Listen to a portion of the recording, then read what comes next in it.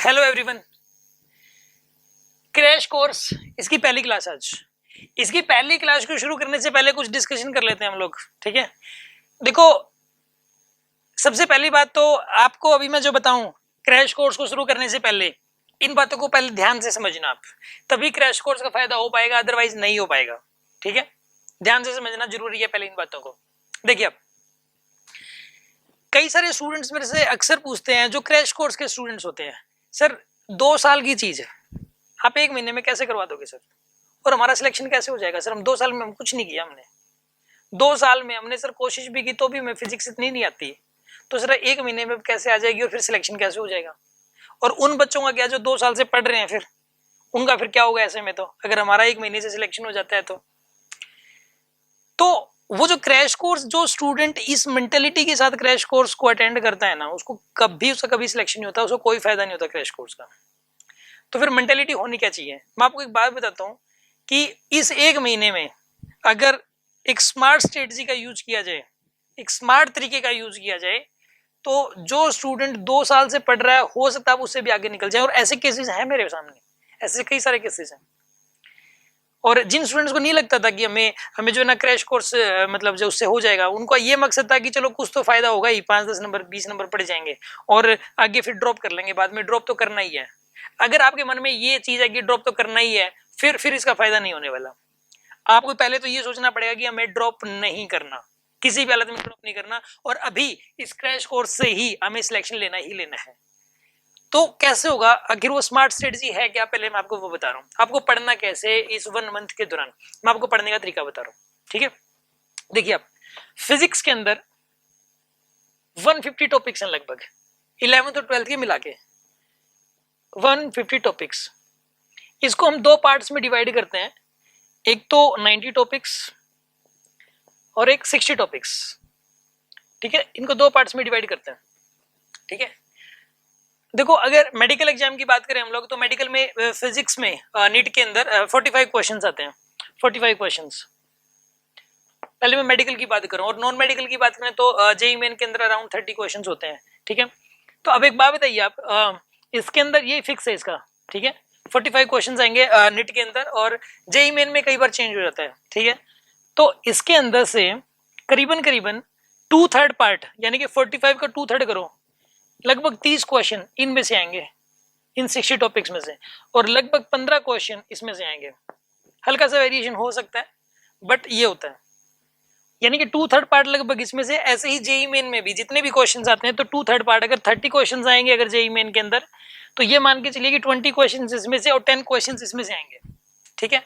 Student क्या करता है कि पूरा कवर करने की कोशिश करता है इस 1 महीने में, तो होता ही है कि उसका कोई भी क्वेश्चन ठीक नहीं होता, क्योंकि आपको पता है कि क्वेश्चन इतना आसान नहीं होगा, थोड़ा ट्रिकी जरूर होगा, हल्का सा माइंड जरूर लगाना पड़ेगा। और वो माइंड आप तब लगा पाओगे उस क्वेश्चन के अंदर जब आपको वो डीपली क्लियर होगा, वो जो टॉपिक है वो अच्छे से आता होगा।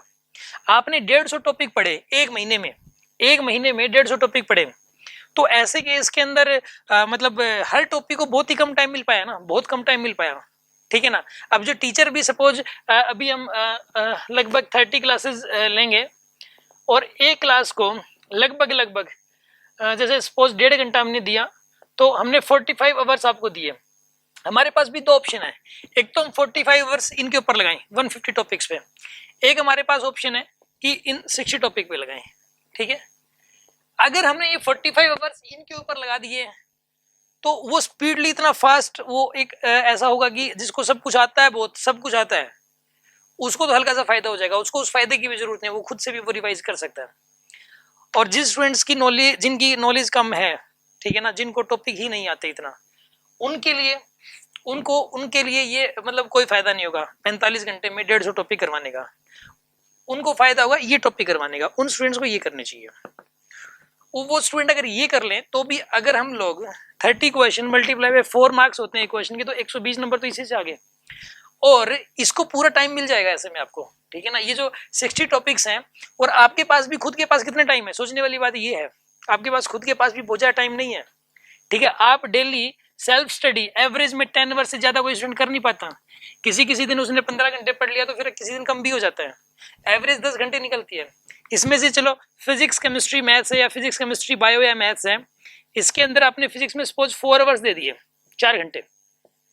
अगर आपने 4 घंटे भी दे दिए मान लो डेली 10 घंटे में से, तो भी 1 महीने के अंदर सिर्फ 120 ही घंटे आप पढ़ सकते हो। 2 महीने अगर आपके पास हैं तो सिर्फ और सिर्फ 240 घंटे आप पढ़ सकते हो। यानी कि पर टॉपिक आप कितना टाइम दे रहे हो, आप ये देखो ना। तो अगर 150 के 150 टॉपिक करते हो तो हम करेंगे क्या, अभी इस क्रैश कोर्स के दौरान हम क्या करने वाले, मैं आपको वो बता दे रहा हूँ। मैं ये जो 60 टॉपिक्स हैं, कुछ क्वेश्चंस, कुछ टॉपिक्स ऐसे हैं जिनमें से क्वेश्चन आना ही आना होता है। कुछ क्वेश्चंस, कुछ टॉपिक्स ऐसे हैं, जैसे मैं आपको बताता हूँ मोमेंट ऑफ इनर्शिया, एक क्वेश्चन पक्का आएगा उसमें से, हर साल आ रहा है, हर साल आ रहा है। पिछले 40 सालों में रिकॉर्ड उठा के देखें तो किसी किसी साल तो 2 क्वेश्चन भी आए हैं। और अगर हम लोग बात करें एक मोशन ऑफ सैटेलाइट ग्रेविटेशन के अंदर, इसके अंदर से क्वेश्चन जरूर आ जाता है। एक हीट एंड थर्मो के अंदर अगर हम बात करें तो रेफ्रिजरेटर और कार्नोट हीट इंजन साइकिल, इसमें से इन दोनों को में से एक क्वेश्चन जरूर आएगा। और ये दोनों कितनी देर के टॉपिक हैं, मतलब दोनों के दोनों 1 घंटे में कवर। मोमेंट ऑफ इनर्शिया जिसमें से एक क्वेश्चन आता है वो 1 घंटे में कवर। एक यूनिट एंड डायमेंशन और एरर एनालिसिस, इसमें से 2 या 3 क्वेश्चन पक्का आते हैं, और ये दोनों के दोनों टॉपिक्स 1-1.5 घंटे में कवर। ठीक है, तो यानी कि वो टॉपिक्स जिसमें से क्वेश्चन आएगा ही आएगा। 12th वाले पार्ट के अंदर हम देखिए कैपेसिटेंस का क्वेश्चन आने की पूरी संभावना होती है, डाइपोल मोमेंट का क्वेश्चन आने की पूरी संभावना होती है, सर्किट्स का एक क्वेश्चन जरूर आता है। और सर्किट्स अगर थोड़ा ढंग से मन लगा के कर लिया जाए तो 2 घंटे में कवर हो जाते हैं वो। मॉडर्न फिजिक्स की बात करते हैं, मॉडर्न फिजिक्स के अंदर ये 5 टॉपिक हैं, 5 में से 5 क्वेश्चन आते हैं, और वो सारे के सारे टॉपिक 1-1 घंटे के हैं अगर थोड़ा सही से मतलब जो है पढ़े जाए तो। Photo electric effect, radio activity, x rays और न्यूक्लियर फिजिक्स, एटॉमिक स्ट्रक्चर है, ये 5 टॉपिक 5 क्वेश्चन जरूर आएंगे। तो कहने का मतलब क्या है कि ऐसे टॉपिक जिसमें से क्वेश्चन आता ही आता है, वो हमने कई सालों में वो एनालाइज करके हमने ये चीज बनाई है कि आखिर वो कौन से 60 टॉपिक्स हैं जिनमें से मैक्सिमम पार्ट आता है फिजिक्स का, यानी कि ये 30 क्वेश्चन जहां से आते हैं। और अगर मैं उन टॉपिक्स को आपको स्पीडली बता दूं तो पता चलेगा कि उन टॉपिक का क्वेश्चन है और आपसे हो नहीं पाया। उन टॉपिक्स को हमें टाइम देना पड़ेगा और आपको क्या करना पड़ेगा, उन टॉपिक्स की क्वेश्चन प्रैक्टिस करनी पड़ेगी। सिर्फ हमने क्लास अटेंड कर ली तो फायदा नहीं होगा उसका। आपको जैसे मैंने अगर 1 घंटा लगाया तो 3 घंटे आपको भी लगाने पड़ेंगे ऐसे केस के अंदर। अब देखिए आप यहां पर एक चीज और, मेडिकल के अंदर, नीट के अंदर मैं खास बात बताऊं, सारे क्वेश्चंस रिपीटेशन में लगभग वही वाले आते हैं जो प्रीवियस ईयर से आप उठा लीजिए, पिछले 30 सालों के क्वेश्चंस जो हैं उठा लीजिए, लगभग सारे क्वेश्चंस वही वाले हैं, उसी पैटर्न पे हैं। टाइप्स ऑफ क्वेश्चन, नया क्वेश्चन बनना ही बंद हो गया, वो उसी चीज पे अटके पड़े हैं। पोटेंशियोमीटर, आप बार बार देखिए पोटेंशियोमीटर का क्वेश्चन हर साल वो दे रहे हैं और लगभग वैसा ही दे रहे हैं जैसा पहले दिया हुआ है उन्होंने। ठीक है, वो कई सालों से ऐसा हो रहा है। तो ये जैसे हम एनालाइज कर रहे हैं इस चीज को लगातार, तो उस आधार पे हमने ये डिसाइड किया कि ये जो 60 टॉपिक्स हैं, अगर ये बच्चा अगर स्ट्रॉन्ग कर ले, अगर इन 60 टॉपिक्स को स्ट्रॉन्ग कर ले, और जो कि 1 मंथ में इजीली हो सकते हैं, अगर इनको उसने स्ट्रॉन्ग कर लिया तो क्या होगा ऐसे में और उस काफी टाइम है ये, मतलब जो है 1 महीने में हो सकता है, क्योंकि उस 1 महीने में एक किसी स्टूडेंट की एनर्जी बाकी टाइम से 10 गुना ज्यादा होती है, 10 गुना ज्यादा होती है आखिरी टाइम में। आप याद करो जब भी आपके छोटी 9th 10th क्लास के अंदर आपकी जो लास्ट के 1 मंथ में आप पढ़ के जाते थे, ऐसा नहीं पहले पढ़ नहीं सकते थे, पहले वो एनर्जी लेवल नहीं होता था, और लास्ट के 1 मंथ में एनर्जी लेवल होता है बहुत सारा। तो आप करें ये कि एक तो आपके पास अभी जो एनर्जी लेवल है, कई सारे जो स्टूडेंट्स हैं जो पढ़ने में बहुत अच्छे हैं, मतलब 2 साल तक वो लगातार पढ़ रहे हैं बहुत कुछ, और वो फ्रस्ट्रेट पता है क्यों रहते हैं, वो सोचते हैं मुझे ये नहीं आता, मुझे छोटा सा टॉपिक नहीं आता, उसकी टेंशन लेके बैठ जाते हैं वो। और होता ही है कि वो टॉपिक इतना वास्तव में इतना मैटर ही नहीं कर रहा होता, और वो डिप्रेशन में रिवाइज नहीं कर पाया, ये नहीं कर पाया, वो सब कुछ करने की सोचता है, हर चीज करने की सोचता है, वो हर बुक हर टाइप कवर करने की कोशिश करेगा, और वो पूरा हो नहीं पाएगा, वो पूरा हो नहीं पाता, वो डिप्रेशन में रहता है। तो लास्ट के 1 मंथ में मैक्सिमम स्टूडेंट्स 90% स्टूडेंट डिप्रेशन में रहते हैं, वो पूरी एनर्जी के साथ काम नहीं कर पाता, तो इस वजह से सिलेक्शन नहीं हो पाता। इवन जो ऑल इंडिया रैंक बनाती है ना, उसको भी डर रहता है कि यार मेरा कहीं सिलेक्शन ना हुआ तो उसको भी मतलब जो है रैंक 1 की तो वो सोच ही नहीं रहा होता। तो आप करें क्या कि सबसे इंपॉर्टेंट है सिलेक्शन के लिए इस 1 मंथ के अंदर अपना एनर्जी लेवल बना के रखना। और एनर्जी लेवल में अगर आपने एक्सपेक्टेशन ही कम कर ली, अगर आपने एक्सपेक्टेशन ज्यादा कर ली, मैं ये बुक कर लूं वो बुक कर लूं और मेरा सिलेक्शन ये इतना सारा करने से ही होगा, ये दिमाग में सेट कर लिया, फिर वो एक्सपेक्टेशन आप पूरी कर नहीं पाओगे अपने आप से जो आपने कर रखी है, और सिलेक्शन रह जाएगा आपका। आपने एक्सपेक्टेशन ही कम कर रखी है, भाई मैं तो ये टॉपिक करके जाऊंगा, इनमें से पेपर में अगर आ गया तो ठीक, और ये स्ट्रॉन्ग करके जाऊंगा, इनमें से अगर क्वेश्चन आया तो मैं छोड़ूंगा नहीं, और इनसे बाहर आ गया तो चलो ठीक है किस्मत ही नहीं है, फिर नहीं होना। आपने एक्सपेक्टेशन कम की और उसको आप 100% मतलब उसके ऊपर आपने कॉन्सेंट्रेट करके पढ़ाई की, तो ऐसे केस के अंदर हो सकता है कि आपका सिलेक्शन हो जाए। तो आपको, और इससे चलो एनीवे ड्रॉप अगर करना भी है, मान लिया जाए, आपको एक चीज बताएं, अगर सपोज अगर 550 वाले स्टूडेंट का अगर सिलेक्शन होता है, अगर उस बच्चे के अभी 400 नंबर हैं, ठीक है, उसका हो सकता है कि उसके बहुत ज्यादा चांसेस हो जाएंगे सिलेक्शन के। उसको पूरा साल ये रहेगा कि मुझे सिर्फ 150 नंबर बढ़ाने हैं, मुझे सिर्फ 150 नंबर बढ़ाने हैं। और अगर किसी स्टूडेंट के सिर्फ 200 ही नंबर हैं और फिर उसको लेके जाने 550 तक, वो पढ़ने में चाहे कितना भी अच्छा, उसके मन में डर रहेगा कि एक साल में मेरे 250 नंबर पता नहीं, 250 नहीं 350 नंबर बढ़ पाएंगे नहीं बढ़ पाएंगे। जो वो कितना भी पढ़ने में अच्छा, उसको डर हमेशा रहता है, और उस डर की वजह से वो उसकी एफिशिएंसी कम हो जाती है। तो आप एक तो मैक्सिमम स्कोर करने की कोशिश करो, ये स्कोर आपके हमेशा बहुत काम आने वाला है, ठीक है। तो अभी हम कंसंट्रेट करेंगे, और आपके कॉन्फिडेंस के लिए मैं आपको अभी एक वीडियो दिखा रहा हूँ पहले। उस वीडियो के अंदर मेरे पास एक स्टूडेंट थी भारती, उस स्टूडेंट ने क्या था कि वो 11th-12th उसने कहीं और से पढ़ी थी, और वो कहती थी कि सर मतलब मुझे फिजिक्स में कुछ नहीं आता, मेरे 10-12 ही नंबर आते हैं। तो मुझे ड्रॉप की उसने ज़्यादा बात की, क्रैश कोर्स की कम बात की। जब वो इंक्वायरी पे आई तो बात करने के लिए कि कहती कि सर मतलब जो ड्रॉप करना ही पड़ेगा, और क्रैश चलो मैं कर लेती हूँ, बट मतलब जो है इसका मुझे मतलब उम्मीद नहीं है। उसने सिर्फ क्रैश कोर्स किया और उसका बहुत अच्छा स्कोर था, बहुत अच्छा स्कोर उसका, और पहले ही 12th के साथ ही उसका सिलेक्शन हो गया। तो ऐसा हर साल होता है, ठीक है ना। तो आप करें क्या, अभी मैं आपको एक बार वो वीडियो दिखा देता हूँ, आप एक बार इस वीडियो को देखिए। मैंने +1 और +2 आकाश इंस्टीट्यूट से कोचिंग ली है, बट मुझे बिल्कुल भी कॉन्फिडेंस नहीं था कि भाई मेरा नीट में सिलेक्शन हो जाएगा। तो मैंने क्रैश कोर्स ज्वाइन किया यहाँ पर। दोस्त कहते थे कि भाई 1 महीने में क्या हो जाएगा, जब आप 24 महीने में कुछ नहीं कर पाए तो 1 महीने में। तो यहाँ पे आके लगा कि भाई थोड़ा सा कॉन्फिडेंस गेन किया कि आपका हो सकता है, because of physics only that lacks in me. तो फिर इसी वजह से थोड़ा सा डिप्रेशन में भी था कि भाई नवंबर एंड दिसंबर नहीं होगा, बट यहाँ पे टीचिंग वे ऑफ सर, उनकी वजह से थोड़ा सा कॉन्फिडेंस गेन हुआ। तो मैं यही कह सकती हूँ कि that you are the best place in Hisar that teaches the physics in a different way. आपको एक जनरल टेक्निक्स पता चल जाती है, जैसे कि डॉपलर इफेक्ट्स में आपको इतने सारे केसेस कराए जाएंगे कि आगे पीछे दाएं बाएं, बट सर बताएंगे कि भाई कोई भी क्वेश्चन हो, ये फॉर्मूला पुट कर दो, आपके सारे क्वेश्चंस हो जाएंगे। ऑप्टिक्स में भी अपरेंट डेप्थ हमें वहां पे कराए जाते थे कि ये सिचुएशन हो तो ये फॉर्मूला है, ये सिचुएशन, तो सब में इतना घपला हो जाता था कि सारा दिमाग से फुल। तो मैं बस यही कह सकती हूँ कि भाई सर के ऊपर ट्रस्ट करो, आपका सिलेक्शन बिल्कुल होएगा। तो जैसे कि आपने इसको देखा, एक्चुअल में आप भी इसकी जगह पर हो सकते हैं, ठीक है।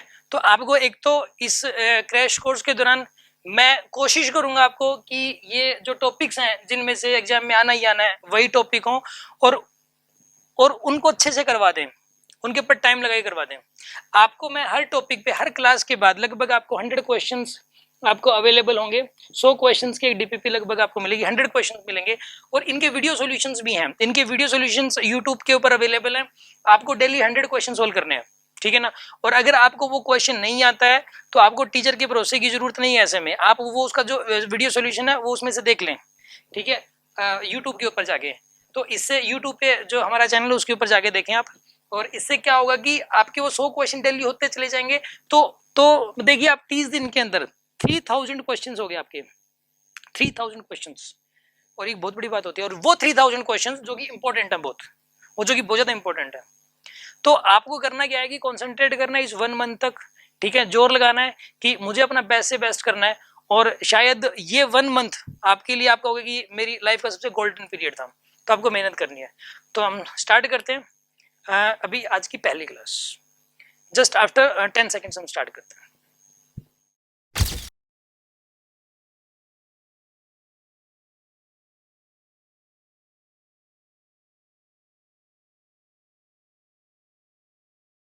देखिए शुरू करते हैं।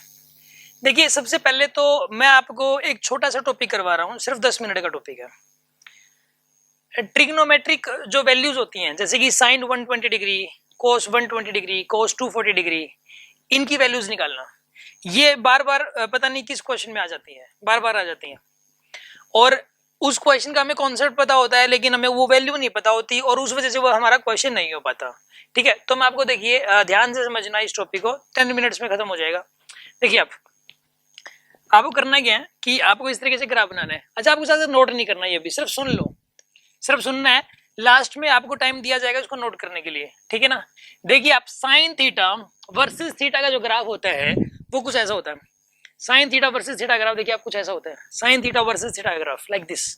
इसके अंदर जो है ना ऐसा होता है, ये इसके अंदर ये वाली वैल्यू होती है 0, यहाँ पर होता है ये 180 डिग्री और यहाँ पर होता है ये 360 डिग्री। ठीक है, देखिए आप ये जो ग्राफ है, ये वाला जो ग्राफ है, ये एक्स एक्सिस को 3 जगह पे कट कर रहा है। कितनी जगह पे कट कर रहा है? 3 जगह पे, 0 डिग्री पे, 180 डिग्री पे और 360 डिग्री पे, 3 जगह पे ग्राफ कट हो रहा है। ठीक है, यहाँ पे वैल्यू 0 होगी। देखो साइन 0 0 होता है, साइन 180 भी 0, साइन 360 भी 0, साइन 0 0, साइन 180 0, साइन 360 भी 0। ठीक है, अब एक बात बताइए आप, इसकी जो साइन थीटा की मैक्सिमम वैल्यू होती है +1 और मिनिमम वैल्यू -1। साइन थीटा की वैल्यू हमेशा +1 और -1 के बीच में वेरी करती है। साइन थीटा की वैल्यू हमेशा ही +1 और -1 के बीच में वेरी करती है। अब एक बात बताओ आप मुझे, यहाँ पे इनके बीच की वैल्यू 180 और 0 के बीच की वैल्यू होती है 90 degree. Sine 90 degree, sine 90 degree होता है +1, साइन 90 क्या होता है? +1। अब उसके बाद देखिए 180 और 360, 180 और 360 के बीच की जो वैल्यू होती है वो होती है 270 डिग्री। ठीक है ना, तो यानी कि 270, साइन 270 की वैल्यू होती है -1। ठीक है ना, ये आपको वैल्यू याद होगी। अब उसके बाद सुनो, यहाँ पे इससे 30 डिग्री चलिए आप सिर्फ, यहाँ साइन 30, साइन 30 सबको पता है यार 1/2 होता है। साइन 30 कितना होता है? 1/2। अब देखिए यहां से भी जहां पे साइन थीटा की वैल्यू 0 है, जिस एंगल के लिए साइन थीटा की वैल्यू 0 है, उस एंगल से अगर हम लोग 30 डिग्री चलेंगे किसी भी डायरेक्शन में, तो ग्राफ की हाइट हमें 1/2 मिलती है और वही साइन थीटा की वैल्यू भी होती है। जैसे कि 180 है, 180 में से 30 कम करो, 180 में से अगर 30 कम किया तो कितना है? 150। और साइन 150 की वैल्यू कितनी हो जाएगी बताइए? 1/2। अगर 180 में 30 ऐड कर दें, 180 में 30 ऐड कर दें तो क्या हो जाएगा बताइए? यहाँ पर 210 और साइन 210 डिग्री की जो वैल्यू होगी वो कितनी होगी बताइए? यहाँ पे -1/2। ठीक है ना, अब देखो यहाँ पे 360 के पे भी साइन थीटा की वैल्यू 0 है, साइन 360 0 होता है। मैंने क्या बोला? जिस एंगल पे वैल्यू साइन थीटा की वैल्यू 0 होती है, जिस एंगल पे, उससे अगर हम 30 डिग्री चलें किसी भी डायरेक्शन में तो हाइट 1/2 मिलती है। तो यहाँ पे 360 में से 30 कम करो, 360 में से अगर 30 कम किया तो कितना है? साइन 330। और साइन 330 की जो वैल्यू होगी, साइन 330 की वैल्यू कितनी होगी? -1/2। साइन 330 की वैल्यू -1/2। अब सुनिए, अब देखो अगली बात, फिजिक्स के अंदर 360 तक यूज होगा, उससे आगे यूज नहीं होता। ठीक है ना, अब उसके बाद सुनो अगली बात, यहाँ पे 45 डिग्री अगर हम लोग यहाँ पे ये साइन, ये 0 है, ये 180 है और ये 360 है, इनको आप एक बार क्रिटिकल पॉइंट्स बोल दो। Let us say critical points, these are critical points, 0 180 360, ये तीनों क्रिटिकल पॉइंट्स है। अगर आप इनसे 45 डिग्री चलोगे, कितना? 45 डिग्री, तो हाइट मिलेगी 1/√2। हाइट कितनी मिलेगी आपको? 1/√2।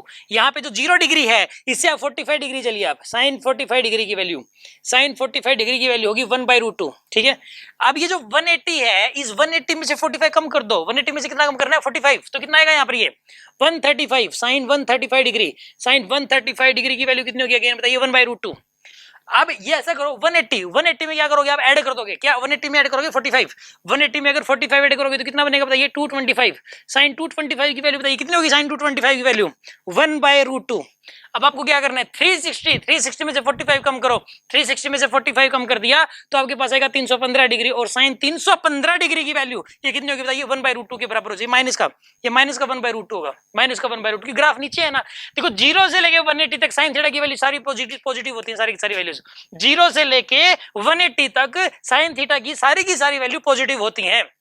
और 180 से लेके 360 तक साइन थीटा की सारी वैल्यू क्या होती है? नेगेटिव होती है। ठीक है, और साइन थीटा की वैल्यू हमेशा +1 और -1 के बीच में रहती है। ठीक है, अच्छा अब सुनिए, अब ऐसा करो, यहाँ पे लिखो 60 डिग्री। ठीक है ना, साइन 60 डिग्री, साइन 60 डिग्री की वैल्यू बताइए कितनी होगी? साइन 60 डिग्री की वैल्यू √3/2। साइन 60 की वैल्यू क्या हो जाएगी यहाँ पे बताइए? √3/2 के बराबर हो जाएगी। और ये ऐसा करो आप, साइन 60 √3/2 तो याद है ना आपको। अब एक काम करो, 180 में से 60 कम करो, 180 में से 60 कम किया कितना आ जाएगा यहाँ पे बताइए? 120 डिग्री, साइन 120 डिग्री की वैल्यू, साइन 120 डिग्री की वैल्यू प्लस √3/2 अगेन। अगर आप इसमें 60 ऐड कर दो 180 में, 180 में अगर 60 ऐड किया जाए तो ये बनेगा 240। और साइन 240 की जो वैल्यू होगी वो अगेन कितनी होगी बताइए? यहाँ पे √3/2। ठीक है, माइनस का, वो भी माइनस का √3/2 होगा। यहाँ पे साइन 240 की वैल्यू होगी -√3/2। ठीक है, अब इसी तरीके से 360 में से 60 कम कर दिया, 360 में से 60 कम किया किया, अगर आप 360 में से 60 कम करोगे तो कितना बनेगा बताइए यहाँ पे 300 डिग्री, और साइन 300 डिग्री की वैल्यू कितनी हो जाएगी अगेन माइनस का √3/2। तो 0 से लेके 360 तक एक तो यही वाली वैल्यू बार बार यूज होंगी, तो आपको याद करनी है, ठीक है, नोट कर लीजिए 1 मिनट।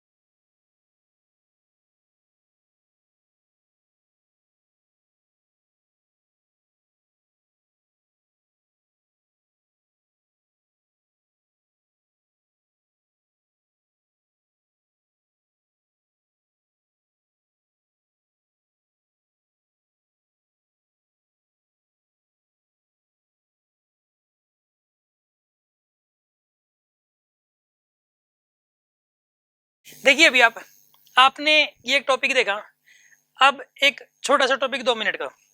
देखिए आप मान लेते हैं कि देखो एक वैल्यूज आती है, एक तो 37 डिग्री और एक 53 डिग्री, ये बार बार यूज होंगी, 37 डिग्री और 53 डिग्री बार बार यूज होंगी ये वाली। देखिए आप साइन 37 कितना होता है, कोस 37 कितना होता है, ठीक है ना, साइन 53 डिग्री कितना होता है, कोस 53 डिग्री कितना होता है, टेंजेंट 53 डिग्री कितना होता है, ये बार बार इनकी जरूरत पड़ेगी। तो इनको जो है इनको याद करने का एक तरीका है। देखिए आप जो है ना एक ट्रायंगल को याद रखिए, एक राइट एंगल ट्रायंगल को आप याद रखिए। ये एक ट्रिक मैं बता रहा हूं जिससे इनकी जो वैल्यूज है वो आपको याद रहेंगी, वैसे डायरेक्ट याद करनी पड़ती हैं, ठीक है ना। एक साइड 3 है, एक साइड 4 है और एक साइड 5 है, ठीक है। एक राइट एंगल ट्रायंगल जिसके अंदर एक साइड कितना बताइए 3 और एक साइड कितनी है 4 और एक साइड जो हाइपोटेन्यूज कितना है 5, ठीक है। अब देखो आप 3 के सामने वाला एंगल हमेशा 37 होता है, याद रखिए आप 3 के सामने वाला एंगल कितना लेना है 37 हमेशा ही। अगर आप इसको 3 लेते तो ये वाला एंगल 37 लेना पड़ता, ये 90 ये 37 तो ये वाला कितना हो गया बताइए 53 डिग्री, ठीक है ना। एक तो ये वाली ट्रायंगल पहले आप बना लीजिए, इस ट्रायंगल को आप दिमाग में सेट कर लीजिए, इसकी सारी वैल्यूज निकल के आ जाएंगी, ठीक है ना। ये ट्रायंगल हाँ जी ठीक है दिमाग में सेट होगी ना आपके, पहले ये ट्रायंगल आपको दिमाग में सेट करनी है, 3 के सामने वाला एंगल 37, ठीक है। अच्छा अब सुनो, देखिए अब अगर आप इस वाले एंगल को कंसीडर करोगे तो ये परपेंडिकुलर होगा, ये बेस होगा, और अगर इस एंगल को कंसीडर करोगे तो ये बेस होगा, ये परपेंडिकुलर होगा। ध्यान रखिए आप अगर इस एंगल को कंसीडर कर रहे हो तो ये वाला क्या है यहाँ पे परपेंडिकुलर, ये क्या है यहाँ पे बेस, और अगर आप इस वाले एंगल को कंसीडर कर रहे हो तो ये क्या है यहाँ पे बेस, ये क्या है परपेंडिकुलर। कुछ स्टूडेंट को क्या लगता है ये हमेशा परपेंडिकुलर होता है, जरूरी नहीं है। जब आप इस एंगल को कंसीडर करोगे तो ये बेस होता है और ये परपेंडिकुलर होता है, ठीक है। अच्छा अब सुनो, यहाँ पे अपने को लिखना है साइन 37 की वैल्यू। साइन 37 क्या होता है बताइए, परपेंडिकुलर अपॉन हाइपोटेन्यूज होता है, ठीक है ना। साइन थीटा क्या होता है परपेंडिकुलर अपॉन हाइपोटेन्यूज, तो साइन 37 परपेंडिकुलर अपॉन हाइपोटेन्यूज 3/5 आप लिखोगे इसको। cos 37 तो यहाँ पे इस एंगल को कंसीडर कर रहे हो तो ये परपेंडिकुलर है, ये बेस है, ये हाइपोटेन्यूज, यानी कि बेस अपॉन हाइपोटेन्यूज यानी कितना है यहाँ पे 4/5। अगर हम बात करें टेंजेंट 37 डिग्री की, टेंजेंट 37 परपेंडिकुलर अपॉन में बेस यानी कि 3/4। अगर हम लोग बात करें cos sine 53 degree, sine 53 degree बताइए कितना होता है साइन 53 डिग्री। अगर आप इस एंगल को कंसीडर कर रहे हो तो ये परपेंडिकुलर है, ये बेस है, ये हाइपोटेन्यूज है, यानी कि परपेंडिकुलर अपॉन हाइपोटेन्यूज यानी कि 4/5। अगर हम लोग बात करें यहाँ पे cos 53 डिग्री की, cos 53 डिग्री क्या होता है ये बेस अपॉन हाइपोटेन्यूज, क्या होता है ये बेस अपॉन हाइपोटेन्यूज। बेस क्या है यहाँ पे 3, हाइपोटेन्यूज क्या 5, 3/5। अगर हम लोग बात करें यहाँ पे टेंजेंट 53 डिग्री की, तो टेंजेंट 53 डिग्री क्या होगा बताइए परपेंडिकुलर अपॉन में बेस होगा ना, यहाँ पे परपेंडिकुलर अपॉन बेस यानी कि 4/3 हो जाएगा। हाँ जी ये आपको नोट करना है और याद करना है, आपको दी जा रही है 30 सेकेंड्स।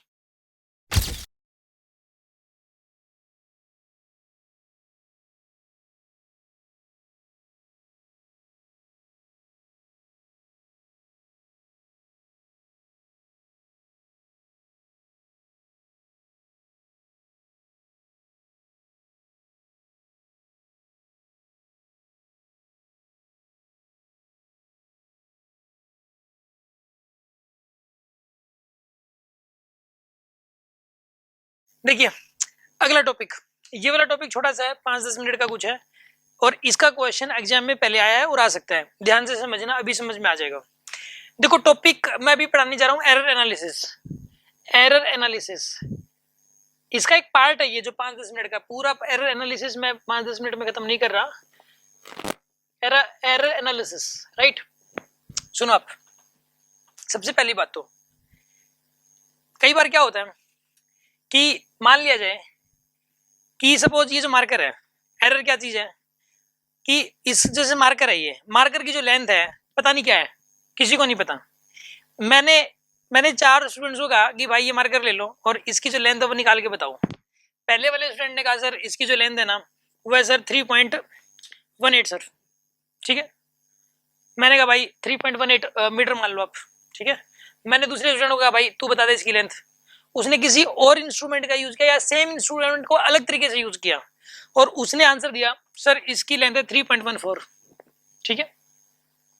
तीसरे स्टूडेंट को मैंने मार्क कर दिया, उसने क्या बोला, उसने अपनी मेजरमेंट लग की, उसने अपना जो है ना एक्सपेरिमेंट किया, अपना हिसाब किताब लगाया, जो भी उसने स्केल यूज किया जिस तरीके से यूज किया, ठीक है। तो ऐसे केस में उसने जो आंसर बताया उसने बोला कि सर इसकी लेंथ है 3.12, ठीक है ना। मैंने एक और स्टूडेंट को दे दिया, कहता कि सर इसकी लेंथ है 3.20। सबने अलग अलग लेंथ बताई। अब इन चारों में से मुझे नहीं पता कौन सी सही है, मुझे भी नहीं पता, उन चारों को भी नहीं पता सही कौन सी है, लेकिन मुझे एक माननी है। मैं कौन सी मानूं, क्वेश्चन ये है, मैं कौन सी मानूं इनमें से, मतलब मैं फाइनल आंसर क्या दूं। अब इनमें से हो सकता है कि ये वाला ठीक हो, तो ये तीनों वैल्यूज मतलब सर उनका कुछ एवरेज निकाल लो, ऐसा कुछ नहीं है, हो सकता है कि ये ठीक हुआ फिर ये तीनों गलत हुए फिर। तो इसका फाइनल आंसर आप कैसे देंगे। देखो आपको इन ये जो चारों की जो चारों वैल्यूज दी हैं इनको बोलते हैं मेजर्ड वैल्यूज। क्या बोलते हैं इनको, मेजर्ड वैल्यूज बोलते हैं इनको, मेजर्ड वैल्यूज। अब आपको 4 मेजर्ड वैल्यूज दे देगा और ये कहेगा इसके अंदर ये 4 मेजर्ड वैल्यूज देके आपसे देखो कई सारे क्वेश्चन पूछ सकता है आपसे। वो ये पूछ सकता है कि एब्सोल्यूट वैल्यू बताओ, एब्सोल्यूट वैल्यू। आपको ये पूछ सकता है कि इन चारों के अंदर एब्सोल्यूट एरर्स बताओ, एब्सोल्यूट एरर्स ये पूछ सकता है आपसे। इसके अंदर जो है मीन एब्सोल्यूट वैल्यू क्या होगी इसकी, या फिर मीन एब्सोल्यूट एरर, सॉरी ये तो मीन एब्सोल्यूट वैल्यू की बात है। Mean absolute error, mean absolute error क्या होगी आपसे ये पूछ सकता है वो कि इसके अंदर रिलेटिव एरर कितनी है, रिलेटिव एरर कितनी है, या फिर ये कह देगा परसेंटेज एरर कितनी है। क्या कह देगा, परसेंटेज एरर कितनी है, ठीक है। सॉरी रिलेटिव एरर या फिर फ्रैक्शनल एरर, एक ही मतलब होता है दोनों का। फ्रैक्शनल एरर दोनों का मतलब एक ही है, रिलेटिव एरर या फिर फ्रैक्शनल एरर दोनों का मतलब एक ही है। एक आपसे पूछ सकता है परसेंटेज एरर, एक आपसे ये पूछ सकता है कि फाइनली इसका आंसर क्या दोगे आप, फाइनल आंसर मतलब वास्तव में इस मार्कर की लेंथ है कितनी, ठीक है ना। ये 6 बातें आपसे पूछ सकता है, ये सिर्फ और सिर्फ ये 4 मेजर्ड वैल्यूज देगा। ऐसा क्वेश्चन एग्जाम में आ चुका है, ये सिर्फ मैं एक ही क्वेश्चन करवा रहा हूं, इस टाइप के बाकी क्वेश्चंस डीपीपी में दे रखे हैं, आपको ये ध्यान से समझना है, ठीक है। मैंने क्या किया, क्वेश्चन में 4 मेजर्ड वैल्यूज दे दी किसी फिजिकल क्वांटिटी की मेजरमेंट की, वो टेम्परेचर भी हो सकता है, लेंथ भी हो सकती है, मास भी हो सकता है, तो ये 4 वैल्यूज दे दी मान लो, और इन 4 वैल्यूज का यूज करके ये बोला गया कि ये सब कुछ बताओ आप, ठीक है ना। ये 6 की 6 बातें बताओ, तो कैसे बताएं आप इसको ध्यान से समझ लो। बस देखिए आप करना क्या, आपको सबसे पहले आपको बतानी है एब्सोल्यूट वैल्यू। क्या बतानी है आपको, एब्सोल्यूट वैल्यू ना। तो कैसे करोगे एब्सोल्यूट वैल्यू निकालने के लिए, एब्सोल्यूट वैल्यू ये निकालने के लिए इनका अर्थमेटिक मीन लेना है बस आपको। इन चारों को जोड़ के डिवाइड बाय 4 करना है। अगर 5 होते तो इन पांचों को जोड़ के डिवाइड बाय 5 कर देते आप, ठीक है ना। इसके अंदर क्या करोगे आप, 3.18 plus 3.14 plus 3.12 plus 3.20 divide by 4, इसको सोल्व कर लीजिए, आंसर आ जाएगा आपके पास, ठीक है ना। इसको अगर हम सोल्व करेंगे तो ये बताइए कितना बनता है, ये 8 और 4 12 और 2 14, यानी कि 4 आएगा। यहाँ पे 1 2 और 1 3 और 1 4 4 और 1 5 5 और 1 6.12 ये बनता है शायद, ठीक है। और डिवाइडेड बाय 4 ये आ जाएगा आपके पास, यानी कि ये कितना आएगा यहाँ पे 3.16 ये आ गया आपके पास 3.16। इसको बोलेंगे 3.16 को एब्सोल्यूट वैल्यू, इसको बोलते हैं एब्सोल्यूट वैल्यू, ठीक है ना। ये तो हो गया एब्सोल्यूट वैल्यू। तो अब हमें निकालना है एब्सोल्यूट एरर्स। अब एब्सोल्यूट एरर हमारा फाइनल आंसर एक बार ये मान लेते हैं कि शायद इसकी पॉसिबिलिटी सबसे ज्यादा है ठीक होने की, ठीक है ना। तो जिसकी पॉसिबिलिटी सबसे ज्यादा है गलत हुई है, लेकिन पॉसिबिलिटी सबसे ज्यादा है तो हम इसको एब्सोल्यूट वैल्यू बोलेंगे। अब हमें इन चारों के अंदर क्या निकालना है, एब्सोल्यूट एरर्स। इसके अंदर भी एब्सोल्यूट एरर आएगी, इसके अंदर भी आएगी, और याद रखना कि एब्सोल्यूट एरर हमेशा पॉजिटिव होती है। एब्सोल्यूट एरर हमेशा कौन सी होगी, पॉजिटिव। इसके अंदर देखिए आप एब्सोल्यूट एरर निकालना है, सॉरी मीन एब्सोल्यूट एरर निकालते वक्त वो हमेशा मतलब जो है इनको पॉजिटिव यूज करेंगे। मैं आपको बताता हूं कैसे करना है। देखिए आप ऐसा करो, देखो एब्सोल्यूट एरर्स हमेशा पॉजिटिव होंगी, ये भी मतलब ये भी इनके अंदर जो निकाल लोगे आप वो भी आपको पॉजिटिव ही लिखनी है। कैसे करोगे आप, देखिए आप इसके अंदर एब्सोल्यूट एरर कितनी आएगी यहाँ पे 3.18 माइनस में 3.16 कर दो आप, कितना बनाइए 0.02 0.02। ये 0.02 इसके अंदर एब्सोल्यूट एरर है, इसके अंदर इस वाली वैल्यू की एब्सोल्यूट एरर ये वाली है। इसका मोड देना हमेशा ही, यानी कि आंसर पॉजिटिव में देना हमेशा ही, आंसर हमेशा पॉजिटिव में, ठीक है ना। अब उसके बाद क्या करना आपको 3.14 माइनस में 3.16, ये बताइए कितना आएगा यहाँ पे, ये भी 0.02 आएगा, ठीक है ना। इसके अंदर एब्सोल्यूट एरर निकालनी है तो क्या करोगे 3.12 माइनस में 3.16 कितना आएगा, ये 0.04, ये आएगा ना 0.04। अब इसके अंदर एब्सोल्यूट एरर निकालनी है तो कैसे करोगे बताइए 3.20 माइनस में मोड़ लेना, देखो चाहे इसमें से घटा दो चाहे इसमें से घटा दो, बड़े में से छोटा घटाना है और बाद में साइन तो मतलब पॉजिटिव ही रखना आपको, ठीक है, बड़े में से छोटा घटाना है। जैसे आपको कैसे 3.14 में से 3.16 कैसे घटा सकते हैं, कोई बात नहीं, बड़े में से छोटा घटा दो तो 0.02 आ जाएगा आपके पास। अब देखो 3.20 इसमें से घटाओगे 3.16 तो कितना आ गया बताइए 0.04, ठीक है ना। यहाँ पर जो है ना इस केस के अंदर जो है ना आपको ये जो चारों की चारों जो वैल्यूज हैं, ठीक है ना, ये आपको जो चारों की चारों वैल्यूज आ गई, चारों की चारों क्या है बताइए एब्सोल्यूट एरर्स हैं, ये भी आ गया आपके पास, ये सोल्व हो गया, एब्सोल्यूट एरर आ गया आपके पास।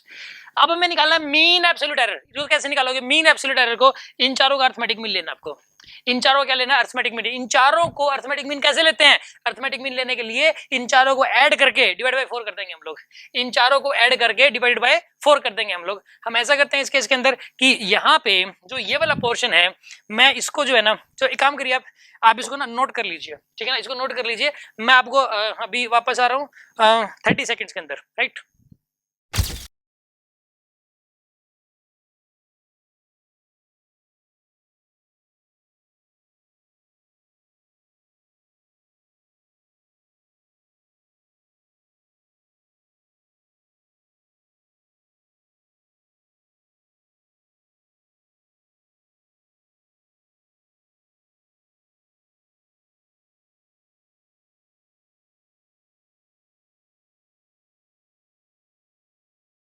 देखिए हमने इस वाले क्वेश्चन के अंदर हमने पहले 3 पार्ट्स को सोल्व कर लिया था, तीसरा पार्ट रहता था।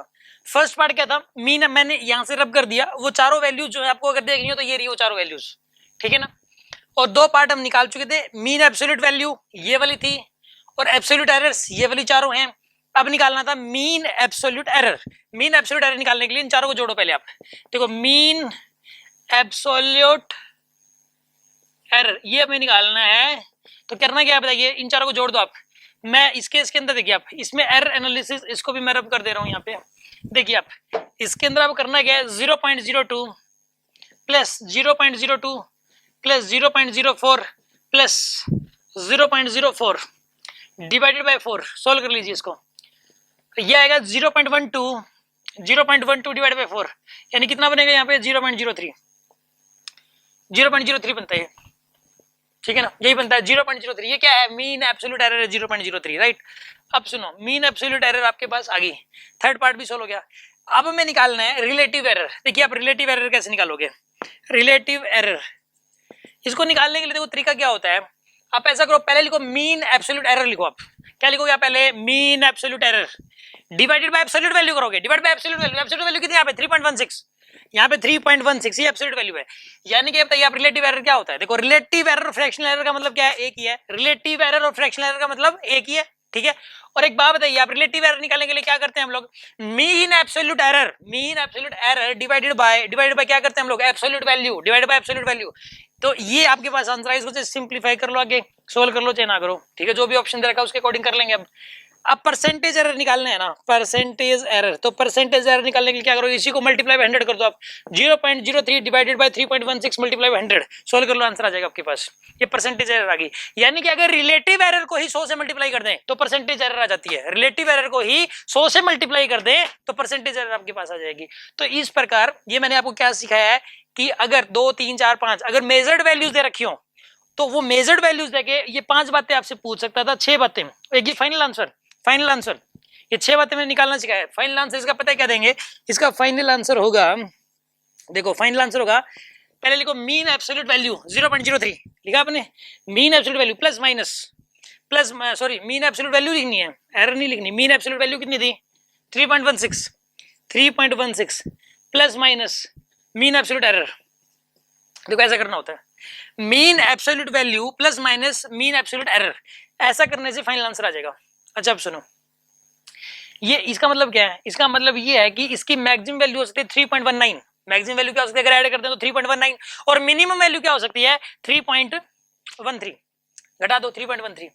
समझ आ रही है बात आपको? जैसे कि मान लो कि मैंने क्या बोला कि सपोज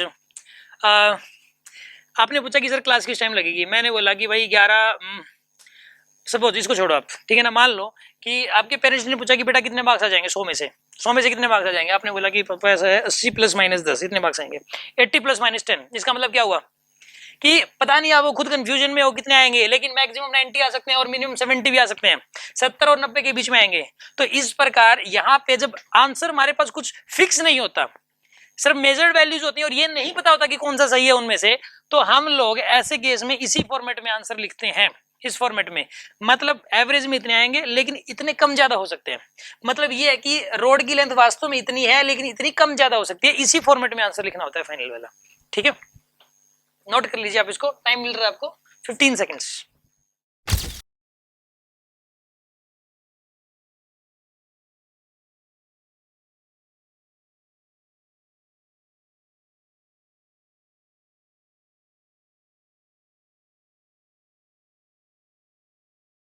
देखिए अभी मैं आपको एक और छोटा सा कॉन्सेप्ट बता रहा हूं, लिस्ट काउंट होता है, least count, least count, least count, least count हर इंस्ट्रूमेंट का अलग अलग होता है।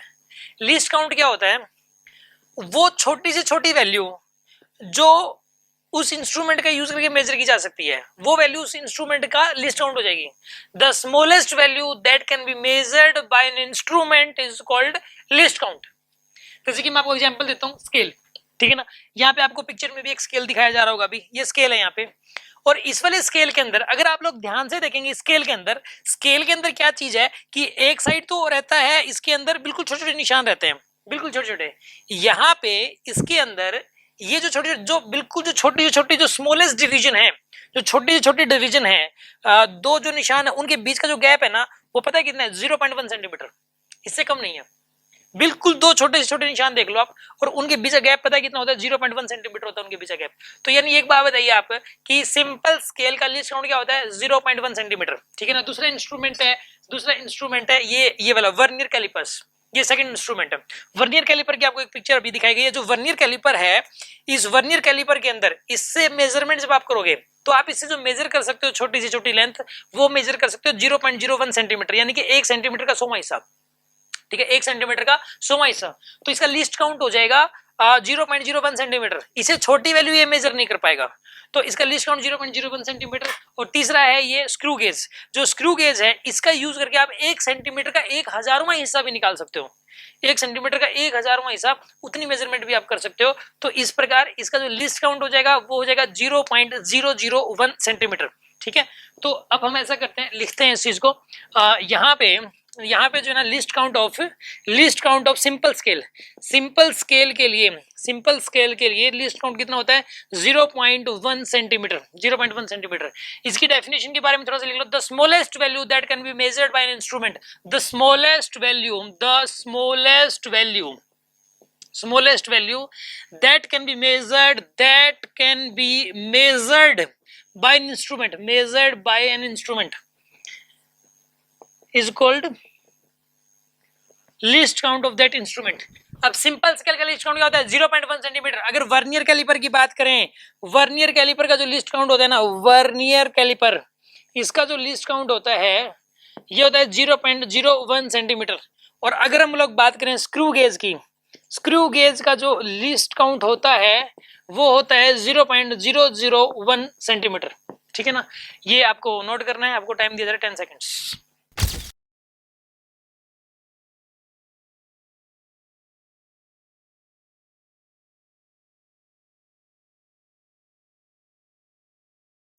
अभी देखिए मैं आपको अभी एक टॉपिक करवाने जा रहा हूं और इस टॉपिक में से एक क्वेश्चन आने की पूरी संभावना है, आता ही है लगभग, ठीक है ना। कई बार आ जाता है, मतलब 4 साल में से तो 2 या 3 साल में तो जरूर आएगा, ठीक है ना। देखिए आप, टॉपिक का नाम है कॉम्बिनेशन ऑफ एरर्स। टॉपिक का नाम क्या है बताइए? Combination of errors. Combination of errors, ये वाला जो टॉपिक है ना, इसके जितने भी क्वेश्चंस आएंगे उन सारे क्वेश्चंस को आप 5 पार्ट्स में डिवाइड कर सकते हो। 5 पार्ट्स में देखो, एक तो इसे क्वेश्चंस आएंगे एडिशन के, एडिशन, ठीक है। एक इसे क्वेश्चंस आएंगे सब्ट्रैक्शन के, सब्ट्रैक्शन। एक इसे क्वेश्चंस आएंगे मल्टीप्लिकेशन के, मल्टीप्लिकेशन। एक इसे क्वेश्चंस आएंगे डिवीजन। एक इसके क्वेश्चंस आएंगे पावर वैल्यूज वाले, ठीक है ना। इन 5 पार्ट्स में डिवाइड किया जाता है सारे के सारे क्वेश्चंस को, राइट। देखो हम स्टार्ट करते हैं सबसे पहले एडिशन, ठीक है ना। एडिशन से स्टार्ट करते हैं। देखो इसमें क्वेश्चन कैसे आएगा कि मान लो कोई ये कहता है कि एक रोड की लेंथ है जी सपोज 4 ± 0.8, ठीक है ना। और L2 एक दूसरी रोड की लेंथ है वो है 3 ± 0.1, ये कह दिया। और ये कहते हैं कि इन दोनों को ऐड करके दिखाओ, इन दोनों को आप ऐड करके दिखाओ। L1 + L2 करो आप। L1 + L2 की वैल्यू कितनी आएगी बताइए? 4 और 3 7 प्लस माइनस ये कितना हो जाएगा बताइए? 0.9। ये आ जाएगा आपके पास L1 + L2 की वैल्यू। आपको इन दोनों को भी ऐड करना है और इन दोनों को भी ऐड करना है, तो सिंपल है, ठीक है ना। अगर ऐड करने के लिए बोले ना एडिशन के लिए, तो एब्सोल्यूट वैल्यूज को भी ऐड करना है और मीन एब्सोल्यूट वैल्यूज को भी, एरर्स को भी ऐड करना है। ये मीन एब्सोल्यूट एरर्स हैं, इनको भी ऐड करना है और एब्सोल्यूट वैल्यूज को भी ऐड करना है, राइट। अगर सब्ट्रैक्शन के लिए बोले कि L1 - L2 बताओ, चलो L1 - L2, तो इनको तो सब्ट्रैक्ट करना है। 4 में से 3 चला गया 1, 4 में से 3 चला गया 1 प्लस माइनस, लेकिन इनको ऐड करना ही है, इनको तो ऐड ही करना है 0.9। बस ये बताना चाह रहा था मैं आपको। यानी कि एरर्स हमेशा ऐड होती हैं, एरर्स हमेशा ही ऐड होंगी। जैसे कि मान लिया जाए तो ये कहते हैं कि बॉडी का मास है वो है 6 ± 0.6 और एक दूसरी बॉडी का मास है वो है 2 ± 0.2। सपोज ये बॉडी का मास दे रखा है आपको, और कोई ये कहता है कि M1 + M2 की वैल्यू बताइए आप। तो M1 + M2 की वैल्यू बताओ, कैसे बताओगे? M1 + M2 में, M1 + M2 में ये भी ऐड करोगे और ये भी ऐड करोगे, दोनों ऐड करने हैं आपको। एब्सोल्यूट वैल्यूज भी आपको ऐड करनी है और आपको जो है ना ये भी ऐड करनी है, ये दोनों भी ऐड करने हैं आपको, ठीक है ना। अब सुनिए आप, इन दोनों को ऐड करो, 6 + 2 कितना होगा? 8 प्लस माइनस इन दोनों को भी ऐड कर दो, कितना हो जाएगा? 0.8, राइट। ये आंसर आएगा। अगर कोई ये कह दे कि M1 - M2 की वैल्यू बताओ, तो M1 - M2 की वैल्यू बताइए, कैसे करोगे आप? 6 में से 2 चला गया, 6 में से 2 चला गया 4, इन दोनों के यहाँ पे तो सब्ट्रैक्शन लोगे, लेकिन इन दोनों को फिर से ऐड ही करना है, प्लस माइनस 0.8, ठीक है, प्लस माइनस 0.8, ये आंसर आएगा इसका, ठीक है ना। ये वाले दोनों तो हो गए, तो सिंपल थे, बहुत आसान थे। इसके अंदर बस एडिशन में तो सिंपल था, इन दोनों को ऐड करना, इन दोनों को ऐड करना है, और सब्ट्रैक्शन में क्या था? इन दोनों को सब्ट्रैक्ट करना है, बट इन दोनों को तो ऐड ही करना है, बस इतना था इसके अंदर तो, ठीक है। इन दोनों में कुछ नहीं है, ठीक है ना। अब इसके बारे में डिस्कस करते हैं। सबसे पहले आप ये नोट कर लीजिए, आपको टाइम दिया जा रहा है 20 सेकेंड्स।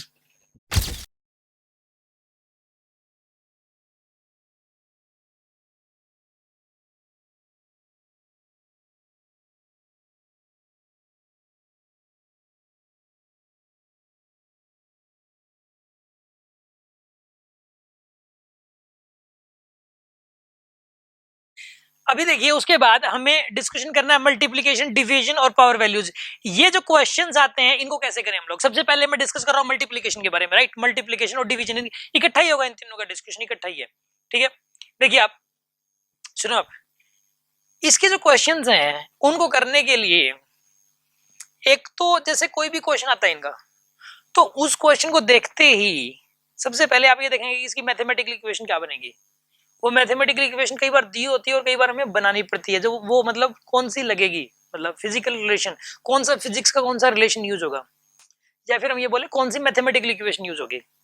और फिर उसके बाद उसकी एरर इक्वेशन कैसे बनेगी। उसकी एरर इक्वेशन, दो चीजें हैं, मैथमेटिकल इक्वेशन और यानी कि फिजिक्स रिलेशन, एक प्रकार से जो फिजिक्स का रिलेशन है उसका, और सेकंड है उसकी एरर इक्वेशन। मैं एक बार कुछ एक मैथमेटिकल इक्वेशन लिख रहा हूँ, मतलब जो है फिजिकल रिलेशन लिख रहा हूँ कुछ एक, और उसकी एरर इक्वेशन भी मैं लिख रहा हूँ, ठीक है ना। ये पहले अगर इसके ऊपर ये आपने सीख लिया ना, तो ये कुछ भी नहीं है, कुछ भी नहीं है ये, ठीक है ना। तो मैं स्टार्ट कर रहा हूँ। देखिए आप, सबसे पहले तो जैसे पहले की इक्वेशन लिखी, मान लो मैंने F = ma, F = ma, ये एक मैथमेटिकल इक्वेशन है। F = फोर्स = मास × एक्सेलरेशन। इसकी एरर इक्वेशन क्या बनेगी पता आपको? डेल्टा F / F, यानी कि error in the force divided by absolute value of force, error in the force divided by absolute value of force is equals to delta m divided by m plus में delta a divided by a, ये आएगा आपके पास। F को लिख सकते हो आप delta F by F, और एम को लिख सकते हो आप डेल्टा एम बाई एम, और ए को लिख सकते हो डेल्टा ए बाई ए। यहाँ पे जो एफ है ये क्या बताइए, यहाँ पे फोर्स है, तो यहाँ पे देखो डेल्टा एफ बाई एफ, ये देखो ये तो क्या थी, ये मैथमेटिकल इक्वेशन थी, और ये क्या चीज है यहाँ पे, ये this is the error equation here. यहाँ पे डेल्टा एफ क्या है, absolute error in the force, absolute error in the force, और ये एफ क्या है, यहाँ पे एब्सोल्यूट वैल्यू ऑफ फोर्स है। ये एरर इन द मास है, ये मास है, ये एरर इन द एक्सेलरेशन है, ये एक्सेलरेशन है, ठीक है ना। जैसे कि मान लो कि आपको कोई ये कहता है, ये एरिया होता है, area is equal to length into breadth होता है, ये है mathematical equation, area is equal to length into breadth. इसकी जो मैथमेटिकल इक्वेशन, इसकी जो एरर इक्वेशन बनेगी वो बनेगी delta A divide by A is equal to delta L by L plus plus आएगा यहाँ पे डेल्टा बी बाय बी, ठीक है। आप ये मत समझ लेना कि मतलब यहाँ पे जो ना प्लस है तो यहाँ पे मल्टीप्लाई है तो यहाँ मल्टीप्लाई आ जाएगा, ऐसा नहीं है, ठीक है ना। अच्छा एक और बात बताऊं मैं, कुछ एक स्टूडेंट्स को क्या लगता है कि जैसे कि ना मान लिया जाए कि एक बॉडी का जो मास दे रखा है वो दे रखा है 3 प्लस माइनस 0.3, उस बॉडी का एक्सेलरेशन दे रखा है 2 प्लस माइनस 0.2 मान लो, और कोई कहता है कि इस बॉडी के ऊपर कितना फोर्स लग रहा है ये बताओ। स्टूडेंट पता है क्या सोचता है कि F equal to M A, तो इनको भी मल्टीप्लाई कर दो, इनको भी मल्टीप्लाई कर दो, ये गलत है, ठीक है ना। स्टूडेंट क्या सोचता है कि देखो मास दे दिया, एक्सेलरेशन दे दिया, और हमें निकालना है फोर्स, तो क्या करो, इनको भी मल्टीप्लाई कर दो और इनको भी मल्टीप्लाई कर दो, तो ये करना गलत है, ठीक है ना। इसलिए हमें क्या करना पड़ता है, इसमें पहले हमें एरर इक्वेशन बनानी पड़ती है, ठीक है ना, इसमें एरर इक्वेशन बनानी पड़ती है। तो इसकी एरर इक्वेशन ये वाली मैंने बना दी, ठीक है ना। जैसे कि मान लो कि सपोज मैंने सपोज आपको ये कह दिया कि वॉल्यूम होता है, जैसे वॉल्यूम होता है length into breadth into height, ये होगी मैथमेटिकल इक्वेशन, कौन सी ये मैथमेटिकल इक्वेशन। इसकी एरर इक्वेशन बनानी है, तो इसकी एरर इक्वेशन क्या बनेगी, delta V by V is equals to delta V by V equal to delta L by L plus में delta B by B plus में डेल्टा एच बाई एच, ठीक है ना। एक्चुअल में देखो आप जितने भी इसके एरर एनालिसिस के क्वेश्चंस आते हैं उन सारे क्वेश्चंस में क्या बनेगी, एक मैथमेटिकल इक्वेशन और एक मैथमेटिकल इक्वेशन और एक एरर इक्वेशन।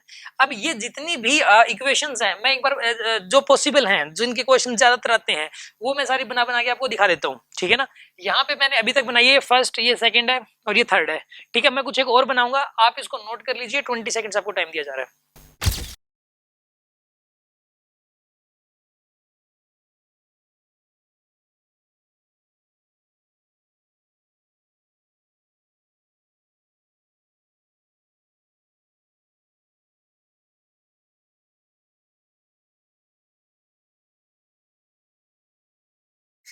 देखिए उसके बाद देखिए मैं कुछ और मैथमेटिकल इक्वेशन और उसकी एरर इक्वेशन लिख रहा हूँ। देखिए आप मान लीजिए कि डेंसिटी होता है मास बाय वॉल्यूम, डेंसिटी क्या होता है, मास बाय वॉल्यूम, यही होता है डेंसिटी होता है मास बाय वॉल्यूम। ये क्या है, यहाँ पे मैथमेटिकल इक्वेशन है, इसकी एरर इक्वेशन बनेगी डेल्टा रो बाय रो, क्या बनेगी, delta rho by rho is equal to delta M by M plus delta V by V, यानी कि यहाँ पर भी प्लस ही आएगा। देखो ये भले ही डिवाइड में है, ये भले ही क्या है डिवाइड में, फिर भी यहाँ प्लस ही आता है, ठीक है ना। ये बात ध्यान रखना आप, क्योंकि देखो ये एक्चुअल में क्या है, ये रिलेटिव एरर इन डेंसिटी है, ये रिलेटिव एरर इन मास है, ये रिलेटिव एरर इन वॉल्यूम है, और यहाँ पे रिलेटिव एरर्स भी हमेशा ऐड होती हैं, ठीक है ना। जैसे मैंने बताया था ना इसके अंदर कि इसमें भी जैसे सब्ट्रैक्शन में भी एरर ऐड हो रही थी, तो यहाँ पर भी एडिशन ही होगा, ठीक है ना। जैसे कि मान लो आपको इक्वेशन दे दी, जैसे सपोज जो वेलोसिटी दे दी, वेलोसिटी ये दे दिया distance by time, distance by time या डिस्प्लेसमेंट बाय टाइम जो भी है, तो यहाँ पे लिखोगे इसको delta V by V is equals to delta X by X, इसको वी से रिप्रेजेंट करते हैं सपोज, इसको एक्स से करते हैं, इसको टी से करते हैं, तो delta X by X plus में डेल्टा टी बाय टी, ये करेंगे हम इसको, ठीक है। वेलोसिटी होगा डेल्टा वी बाय वी और डिस्टेंस होगा डेल्टा एक्स बाय एक्स और टाइम होगा डेल्टा टी बाय टी, ठीक है ना। इस तरीके से हम लोग करते हैं। जैसे कि मान लो आपको सपोज ये बोल दिया कि डिस्क का एरिया है पाई आर स्क्वायर, डिस्क का एरिया कितना होता है पाई आर स्क्वायर, इसकी एरर इक्वेशन बनाइए आप, ये क्या है मैथमेटिकल इक्वेशन है, इसकी एरर इक्वेशन बनेगी यहाँ पे delta A by A is equal to 2 times of delta R by R, ठीक है ना, ये एरर इक्वेशन बनेगी। जैसे कि आपको ये बोल दिया कि जैसे कि आपको एक सिलेंडर का वॉल्यूम होता है पाई आर स्क्वायर एच, ये होता है पाई आर स्क्वायर एच, उसकी हाइट है, ठीक है ना, और यहाँ पे आर उसका रेडियस है। तो ये बताइए इसकी एरर इक्वेशन क्या बनेगी, delta V by V is equal to pi constant है, कांस्टेंट नहीं लेना होता एरर इक्वेशन में, इज इक्वल टू आपको सर ये हम कर क्या रहे हैं, ये एरर इक्वेशन क्यों बना रहे हैं यार, इसके जितने भी क्वेश्चंस हैं वो इन एरर इक्वेशन से ही सॉल्व होंगे। Delta 2 times of delta R by R plus में डेल्टा एच बाय एच, ये इसकी एरर इक्वेशन होगी। आप इसको नोट कर लीजिए 20 सेकंड्स।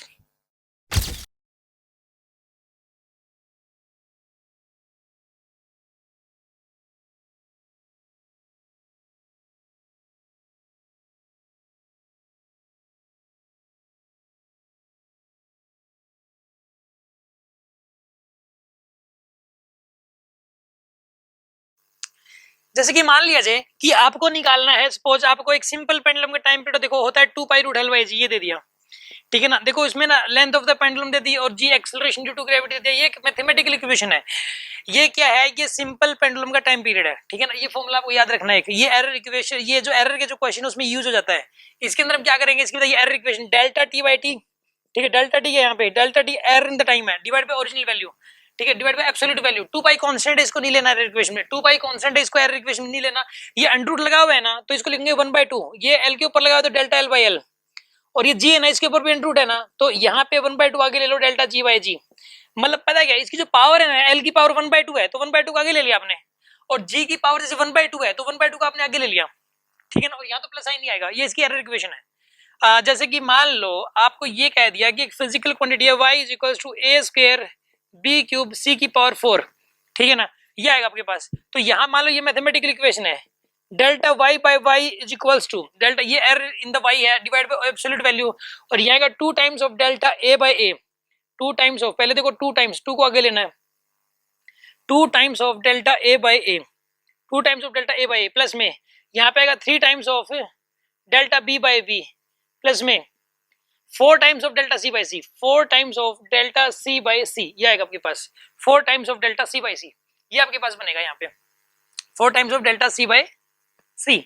इसके अंदर जो है ना, ये इसके पास आपका बात एरर इक्वेशन बनेगी। जैसे कि मान लो ये कह दिया y इक्वल्स टू a की पावर 4 c की पावर 5 और यहाँ पे और e की पावर 2 और x की पावर 6, ऐसा बोल दिया। इसकी एरर इक्वेशन बनाओ, तो बताइए क्या लिखोगे आप, delta y by y is equals to 4 times of delta a by a plus 5 times of delta c by c plus 2 times of delta e by e plus 6 times of delta x by x।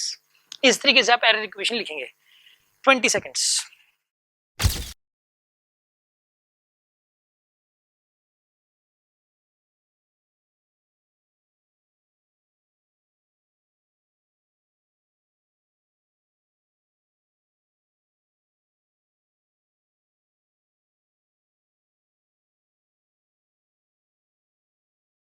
देखिए मैं question आपको करवा रहा हूं इसका। मान लीजिए कि तो गिवन है, आपको गिवन है क्यूब, आपको एक क्यूब दिया हुआ है, ठीक है, और आपको परसेंटेज एरर इन वॉल्यूम दिया हुआ है 24%। मान लेते हैं एक बार, let percentage error in volume, ये आपको दिया हुआ है सपोज 24%, ठीक है, और आपको निकालना है परसेंटेज एरर इन साइड। सपोज आपको क्या निकालना है यहाँ पे, परसेंटेज एरर इन साइड, ये आपको सपोज निकालना है, ठीक है। क्वेश्चन ये है कैसे सोल्व करें इसको। एक क्यूब दिया हुआ है, वॉल्यूम के अंदर परसेंटेज एरर दी हुई है 24%, और आपको साइड के अंदर परसेंटेज एरर निकालनी है, राइट। देखिए आप इस क्वेश्चन का सोल्यूशन क्या है, ठीक है, फॉर्मूला क्या होता है वॉल्यूम का, v is equals to a cube, cube के वॉल्यूम का फॉर्मूला यही होता है। इसको आप बोलोगे मैथमेटिकल इक्वेशन, क्या बोलोगे आप इसको, मैथमेटिकल इक्वेशन। इसकी एरर इक्वेशन क्या बनेगी, इसकी एरर इक्वेशन बनेगी delta v by v is equals to 3 times of delta a by a, यही बनेगा ना। इसको बोलोगे रिलेटिव एरर इन वॉल्यूम, इसको क्या बोलोगे आप, रिलेटिव एरर इन वॉल्यूम। इसको क्या बोलोगे, रिलेटिव एरर इन साइड, इसको क्या बोलोगे, रिलेटिव एरर इन साइड। आप एक काम करो, इसको 100 से मल्टीप्लाई कर दो, delta v by v multiply by 100 is equals to 3 times of delta a by a multiply by 100। ऐसा करोगे ना आप इसको। अब सुनो आप, इसके अंदर करना क्या है आपको, यहाँ पे ये चीज आपको निकालनी है, मल्टीप्लाई बाय 100 किया तभी तो परसेंटेज एरर इन वॉल्यूम बनेगी। ये क्या है, परसेंटेज एरर इन वॉल्यूम, ये आपको निकालना है। तो और इसकी वैल्यू, इसकी सॉरी इसकी वैल्यू तो आपको दे रखी है 24% वॉल्यूम की, ये चीज दे रखी है आपको 24, और ये चीज आपको निकालनी थी इसमें। यहाँ पे delta V by V into 100 ये दे रखा है आपको 24%, और यहाँ पे इसकी वैल्यू आपको निकालनी है, तो निकाल लीजिए आप। देखिए आप यहाँ पे लिखोगे 24 is equals to 3 times of delta A by A into 100, ठीक है ना, और सोल्व कर लो, आपके पास आएगा delta A by A into 100 is equals to, ये बन जाएगा आपके पास 8%। ये आंसर है आपका, ठीक है ना, नोट कर लीजिए। 15 सेकेंड्स।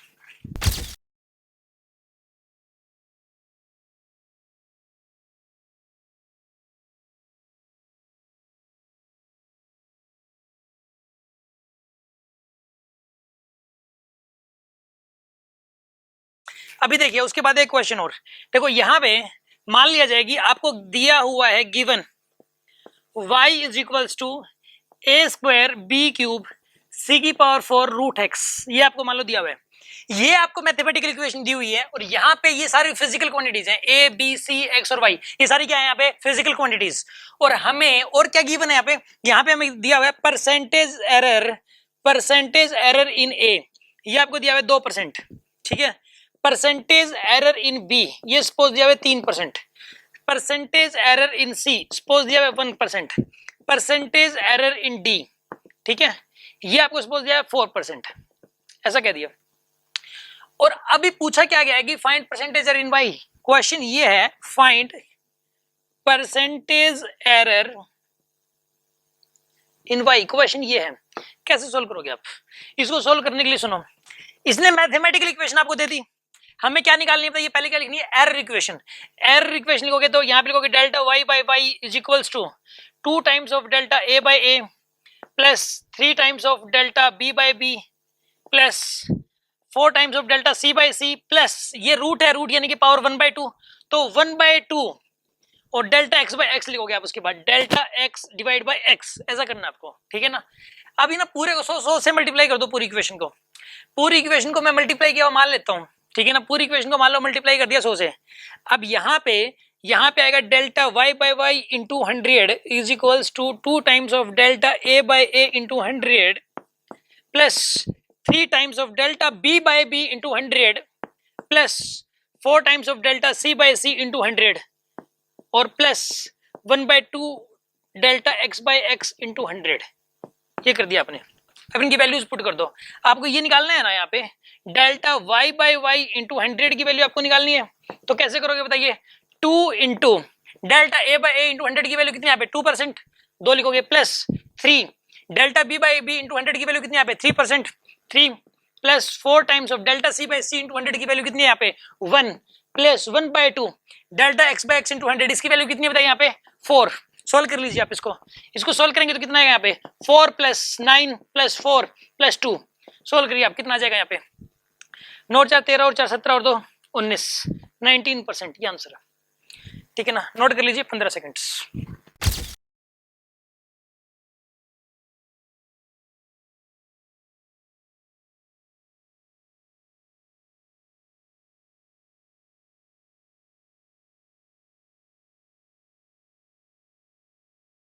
देखिए उसके बाद नेक्स्ट क्वेश्चन गिवन ये है कि आपको एक वायर दे रखी है, वायर, ठीक है, वायर दे रखी है लाइक दिस। मैं एक फिगर भी बना रहा हूं वायर की कुछ इस तरीके से, ठीक है। इस वायर का मास दे रखा आपको सपोज 4 प्लस माइनस 0.4 kg, ठीक है, ये वायर का मास है। और वायर की लेंथ दे रखी है आपको 8 प्लस माइनस 0.8, ठीक है। और इसे रेडियस दे दिया 2 प्लस माइनस 0.2, ठीक है ना। मास दे दिया, लेंथ दे दी और रेडियस दे दिया, ठीक है ना। आपको जो है ना ये बताना है कि इसकी डेंसिटी के अंदर परसेंटेज एरर कितनी हो जाएगी। फाइंड, क्वेश्चन ये है फाइंड परसेंटेज एरर इन डेंसिटी, ठीक है ना। यहाँ पे परसेंटेज एरर इन डेंसिटी आपको बतानी है, ठीक है ना। देखिए आप एक काम करो, बताइए आप डेंसिटी क्या होता है? मास बाय वॉल्यूम होता है, ये तो मैथमेटिकल इक्वेशन होगी। इसकी मैथमेटिकल इक्वेशन क्या हो जाएगी? Density equal to mass by volume. अब उसके बाद लिखोगे आप मास, वॉल्यूम क्या हो जाएगा बताइए इसका pi R square H, pi R square H, ये लिखोगे ना आप यहाँ पे पाई आर स्क्वायर एल, ठीक है ना। वॉल्यूम एक बार लाइक सिलेंडर है, एक ये लाइक सिलेंडर है, इसकी लेंथ कितनी यहाँ पे एल, इसका वॉल्यूम कितना होगा बताइए? पाई आर स्क्वायर एल होगा ना इसका वॉल्यूम कितना होगा यहाँ पे पाई आर स्क्वायर एल, ठीक है ना, मास बाय वॉल्यूम। अब एक बात बताइए इसकी ना इक्वेशन क्या बनेगी? Delta rho by rho is equals to delta M by M plus 2 times of delta R by R plus delta L by L, ऐसा करोगे आप इसके अंदर, ठीक है ना। ये बन के आपके पास एरर इक्वेशन।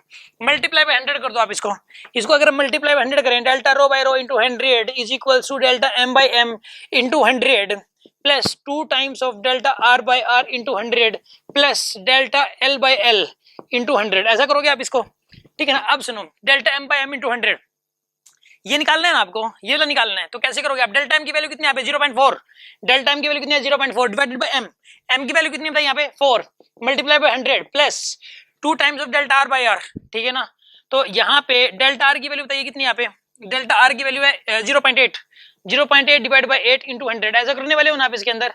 उसके बाद plus delta L by L into 100 यानी कि 0.2 डिवाइड बाय 2 इंटू 100, ऐसा करोगे आप इसको, ठीक है ना। अब आप इसको सोल्व करो पता है कितना आएगा ये वाला, ये बनेगा यहाँ पे इसको कैंसिल करोगे 0.1 इंटू 100 कितना होता है यहाँ पे 10 प्लस। अब उसके बाद बताइए क्या करोगे आप इसमें, ये बनेगा यहाँ पे 2 इंटू 10 ये वाला बनेगा प्लस में ये वाला 10 बन जाएगा, यानी कि कितनी आएगी बताइए इस केस के अंदर, ये बन जाएगा 40%। This is our final answer 40%, ये हमारा आंसर है। 15 सेकेंड्स।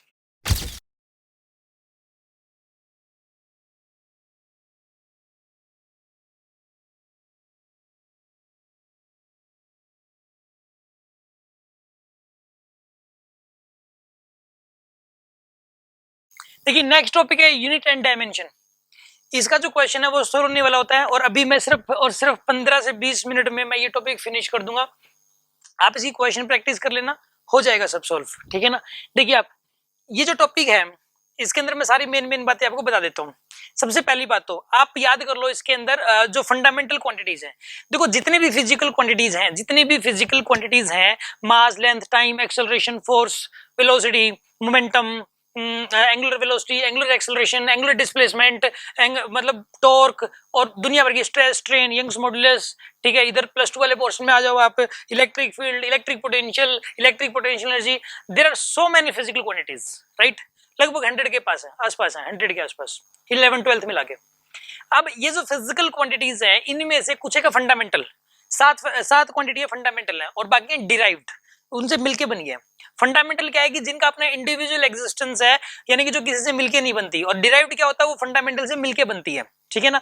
जैसे कि ए बी सी डी से लेके जेड तक ये जो अल्फाबेट्स हैं, इंग्लिश के जो अल्फाबेट्स हैं ये 26 हैं, ये फंडामेंटल हैं। लेकिन बाकी जो कुछ भी बना हुआ है, जितने भी वर्ड्स हैं वो इनसे मिलके बने हुए डिराइव्ड है। जैसे कि सपोज मैंने बोला हिसार, तो हिसार क्या चीज है, वो इनसे मिलके बना हुआ है, तो वो डिराइव्ड हो गया, ठीक है ना। जैसे मैंने बोला फिजिक्स, तो यहाँ पे जो फिजिक्स है ये इनसे मिलके बना हुआ है, ठीक है। तो इस प्रकार जो है यहाँ पर ये तो है फंडामेंटल, और ये क्या है बताइए, ये है डिराइव्ड। तो इसी प्रकार जो क्वांटिटी जिनका अपना इंडिविजुअल एग्जिस्टेंस है वो तो होगी फंडामेंटल, और बाकी कौन सी होगी, डिराइव्ड होगी। तो फंडामेंटल जो क्वांटिटीज हैं उनके आपको क्या करना है, आपको एक बार उनकी जो यूनिट है और उनकी डायमेंशन वो आपको याद होनी चाहिए। मैं यहाँ पे लिख दे रहा हूँ सभी के नाम। देखो वो कौन कौन सी हैं, मास, लेंथ, टाइम और करंट। ये तो इंपॉर्टेंट है बहुत, ये चारों तो बहुत इंपॉर्टेंट है, मास, लेंथ, टाइम, करंट, ठीक है ना। और उसके बाद है टेम्परेचर, अमाउंट ऑफ सब्सटेंस, और एक है ल्यूमिनस इंटेंसिटी।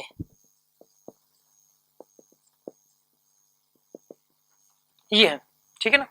देखिए मास की यूनिट होती है किलोग्राम, मैं पहले यूनिट लिख रहा हूं यहाँ पे, इसकी यूनिट होती है मीटर, इसकी यूनिट होती है सेकंड, और इसकी यूनिट होती है एम्पियर, ठीक है ना। इसकी यूनिट होती है केल्विन, इसकी यूनिट होती है मोल, और इसकी यूनिट होती है सीडी, कैंडिला, ठीक है ना। इनके सिंबल्स मैंने लिखे हैं पहले तो यूनिट, ठीक है। ये यूनिट्स आपको समझ में आ गई ना, मास की केजी, लेंथ की metre, time second, current ampere, और ये आपको यूनिट समझ में आ गई। डायमेंशन, मास की डायमेंशन होती है कैपिटल एम से रिप्रेजेंट करेंगे, लेंथ की होती है कैपिटल एल, टाइम की होती है कैपिटल टी, और करंट की होती है कैपिटल ए, और इसकी होती है कैपिटल के। ये इसका मोल तो मोल ही रहेगा, इसका सीडी है सीडी ही रहेगा, ठीक है ना। पहले तो आपको ये लर्न करना है, खास कर ये चारों, ठीक है ना। एक्चुअल में मास की डायमेंशन कैपिटल एम, ये खास कर यूनिट तो सबको पता ही रहती है। मास की डायमेंशन है कैपिटल एम, लेंथ की डायमेंशन है कैपिटल एल, टाइम की डायमेंशन है कैपिटल टी, और करंट की डायमेंशन है कैपिटल ए। ये आपको माइंड में सेट करना है, ठीक है। 10 सेकेंड्स।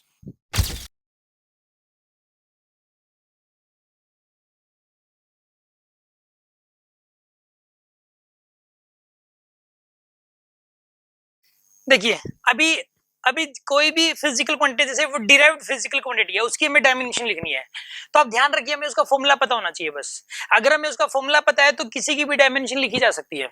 सबसे पहला स्टेप तो क्या है कि हमें कोई भी फिजिकल क्वांटिटी आ जाए, हमें उसकी डायमेंशन लिखनी आनी चाहिए, ठीक है ना। एक बार शायद 2015 की बात है, क्वेश्चन आया था, उसके अंदर सरफेस टेंशन की डायमेंशन की जरूरत थी बस। मतलब एक स्टूडेंट था जो कि 1 नंबर से रह गया था, और वो वाला बच्चा कौन सा क्वेश्चन गलत करके आया है, जो कि मतलब उसके अंदर वो जो डायमेंशन वाला था, और उसमें सरफेस टेंशन की डायमेंशन उसको नहीं पता थी, और सिर्फ इस वजह से फोर्स बाय लेंथ होता है ये फॉर्मूला नहीं पता था उसको, और उस वजह से वो क्वेश्चन रह गया और सिलेक्शन नहीं हो पाया था। आपको एक्चुअल में देखिए, आप ये जो सभी की डायमेंशन आपको एटलीस्ट पता होनी चाहिए। वो निकालते कैसे पहले मैं आपको बताता हूँ। देखो अगर हमें सिर्फ फॉर्मूला बताओ, सिर्फ फॉर्मूला बताओ तो हम उसकी डायमेंशन बता सकते हैं। जैसे कि मान लो आपको बोला कि सपोज फोर्स की डायमेंशन बताओ जी, ठीक है। आपको पता होना चाहिए होता है mass into acceleration, mass into acceleration होता है। देखो मास की तो कैपिटल एम हो जाएगी, एक्सेलरेशन होता है change in velocity by time. अब इसका भी फॉर्मूला पता होना चाहिए, change in velocity by time होता है। देखिए mass into change in velocity by time, ये होता है, ठीक है ना। अब एक बात बताइए, चेंज इन वेलोसिटी यानी वेलोसिटी या फिर change in velocity dimension same होती है, याद रखिए आप। वेलोसिटी बोल दो या चेंज इन वेलोसिटी बोल दो, डायमेंशन क्या होती है, सेम। अब एक बात बताइए, वेलोसिटी की डायमेंशन क्या होता है, displacement by time, displacement displacement by time होता है ना। एक बात बताओ इसकी डायमेंशन क्या है, डिस्प्लेसमेंट की और लेंथ की डायमेंशन सेम होती है, याद रखना आप। डिस्प्लेसमेंट एक प्रकार की लेंथ ही है, तो इसकी जो डायमेंशन है वो l होती है, इसकी डायमेंशन t, यानी क्या आएगा यहाँ पर, ये l t minus one. Velocity dimension क्या होती है, l t minus one. Velocity dimension क्या होती है जी, l t माइनस वन। अब आप एक काम करो, देखो आपको ये फॉर्मूला पता था ना आपको, velocity of the displacement by time, तभी तो आपको वेलोसिटी डायमेंशन पता लगी। अब आप एक काम करो, और वेलोसिटी की डायमेंशन जब भी आप यहाँ पे पुट करोगे तो इससे एक्सेलरेशन की डायमेंशन आ जाएगी, ठीक है ना। एक्सेलरेशन की डायमेंशन कैसे आएगी आपके पास कि यहाँ पे देखिए आप, मास की डायमेंशन होती है कैपिटल एम, और यहाँ पे चेंज इन वेलोसिटी यानी कि वेलोसिटी डायमेंशन होती है एल टी माइनस वन, और टाइम की टी, तो ये आपने सोल्व किया m into L T minus to, ये फोर्स की डायमेंशन आ गई। ये आपके पास कैसे है ये डायमेंशन निकल के, क्यों, क्योंकि आपको जो है ना फॉर्मूला पता था इसके अंदर, ठीक है ना। जैसे कि इसी प्रकार अगर मैं आपको ये कहूं कि आप वर्क की डायमेंशन बताओ जी, वर्क की डायमेंशन, तो वर्क की कैसे निकलेगी, फॉर्मूला पता होना चाहिए आपको। मैंने बोला ना फॉर्मूला पता होना चाहिए। वर्क का फॉर्मूला क्या बताइए, फोर्स इंटू डिस्प्लेसमेंट। क्या होता है बताइए, फोर्स इंटू डिस्प्लेसमेंट। जो फोर्स है, फोर्स की डायमेंशन क्या होगी बताइए यहाँ पे, M L T minus two. Displacement की डायमेंशन क्या होगी बताइए, एल। डिस्प्लेसमेंट की एल यानी कितना आएगा यहाँ पर, ये आएगा यहाँ पर ये M L two T minus two, ठीक है ना। मैंने क्या बोला, फॉर्मूला पता होना चाहिए आपको, ठीक है ना। जैसे कि सपोज आपको ये बोलते हैं कि प्रेशर की डायमेंशन बताओ जी, प्रेशर की डायमेंशन, तो प्रेशर के लिए फॉर्मूला पता होना चाहिए। क्या होता है, फोर्स अपॉन एरिया। क्या होता है बताइए, फोर्स अपॉन एरिया। तो ये वैसे थ्रस्ट अपॉन एरिया होता है, ठीक है ना। प्रेशर होता है थ्रस्ट अपॉन एरिया, और जो थ्रस्ट है बेसिकली उसकी डायमेंशन और फोर्स की डायमेंशन सेम होती है, ठीक है ना। इसलिए फोर्स अपॉन एरिया लिख सकते हैं हम लोग। फोर्स की डायमेंशन होगी यहाँ पे M L T minus two upon में यहाँ पे एरिया की एल की पावर टू, तो एक्चुअल में ये आ जाएगा M L minus one T minus two. अगर ये फॉर्मूला नहीं पता होता तो क्या ये हो पाता, नहीं हो पाता ना। तो कहने का मतलब ये है कि हमें फॉर्मूला पता होना चाहिए। जैसे कि अगर आपको कोई ये कह दे, यहाँ पे आपको कोई ये कह दे कि सपोज एनर्जी की डायमेंशन बताओ जी, एनर्जी। आपको मैं एक चीज बताऊं, एनर्जी की डायमेंशन जो होती है ना, एनर्जी कोई भी एनर्जी हो, चाहे वो काइनेटिक एनर्जी है, चाहे वो पोटेंशियल एनर्जी है, चाहे वो मैकेनिकल एनर्जी है, चाहे वो सोलर एनर्जी है, चाहे वो हीट एनर्जी है, हर एनर्जी की डायमेंशन सेम होती है। और सिर्फ एनर्जी वर्ड आ जाए तो सोचना मत कि वो काइनेटिक एनर्जी की पोटेंशियल एनर्जी, डायमेंशन सेम होगी, किसी की निकाल देना सबकी वही होती है। और ये तो याद भी कर लेना एनर्जी की डायमेंशन। तो देखो एनर्जी आप ऐसा करो, काइनेटिक एनर्जी की निकाल दो। काइनेटिक एनर्जी क्या होता है, हाफ एम बी स्क्वायर होता है काइनेटिक एनर्जी। तो आप एक काम करो, मास की डायमेंशन एम, वेलोसिटी, वेलोसिटी की डायमेंशन बताइए, वेलोसिटी क्या होता है, एल टी माइनस वन। ये हमने निकाला था वेलोसिटी की dimension L T minus one. तो यहाँ पे बताइए इस केस के अंदर एल टी माइनस वन का पावर टू, तो यहाँ पे आएगा ये एम एल टू टी की पावर माइनस टू। ये आपके पास एनर्जी की डायमेंशन आ गई। तो इस प्रकार हम लोग डायमेंशन किसी की भी निकाल सकते हैं, हमें फॉर्मूला पता होना चाहिए बस, ठीक है ना। फॉर्मूला बस पता है तो किसी की भी डायमेंशन आ जाएगी। जैसे कि मैंने अभी डिस्कशन किया था सरफेस टेंशन का, ठीक है ना। देखिए आप, सरफेस टेंशन होता है, ये आपको पता होना चाहिए, सरफेस टेंशन होता है फोर्स बाय लेंथ। क्या होता है बताइए, फोर्स बाय लेंथ। फोर्स की हमें पता है, फोर्स की है यहाँ पे M L T minus two, और लेंथ की है यहाँ पे एल। तो यहाँ पे क्या आएगा बताइए, एम टी माइनस टू। ये सरफेस टेंशन की डायमेंशन आ जाएगी। तो इस प्रकार हमें फॉर्मूला पता होना चाहिए। और ये जितनी भी फिजिकल क्वांटिटीज हैं, ये सारी फिजिकल क्वांटिटीज, इनके फॉर्मूले, इनकी यूनिट और डायमेंशन, ये सारी की सारी एक शीट है, जो कि आप ये जो शीट है जो इस डीपीपी के साथ ही लगी हुई है, आप उसको देख लें और उनको एक बार रिवाइज कर लें, ठीक है ना। आपको ये वाला जो पार्ट है पहले तो अभी आगे हम डिस्कस करेंगे, लेकिन उससे पहले जस्ट आपको ये सारी की सारी जो डायमेंशंस हैं, ये एक बार आपको मतलब जो है एक बार रिवाइज करनी है वो, और खुद से लिख लिख के भी देखनी है, ठीक है। अभी आपको ये नोट करना है 20 सेकेंड्स।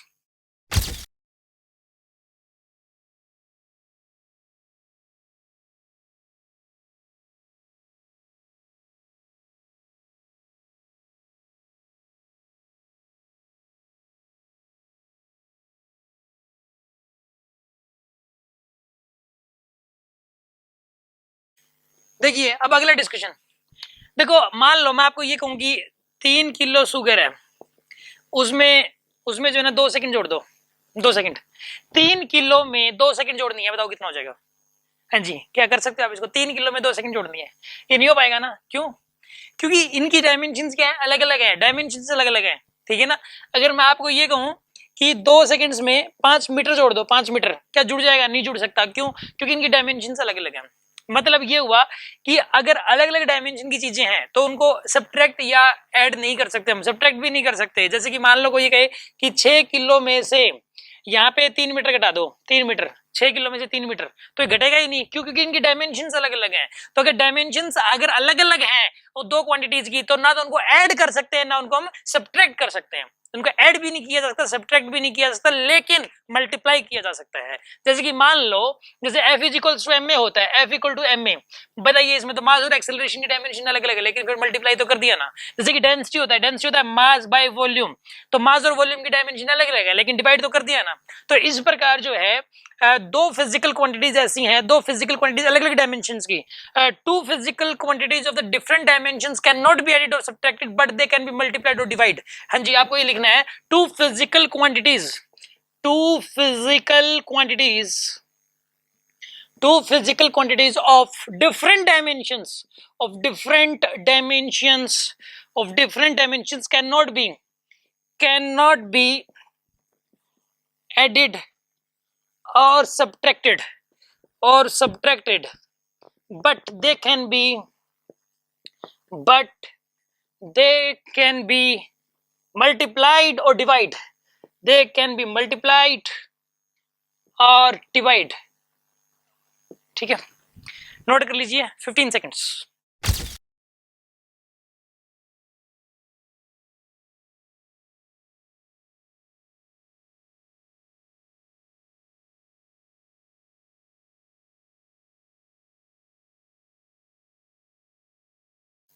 जैसे कि मान लो आपको दे दिया 3 kg, 3 kg प्लस 2 kg।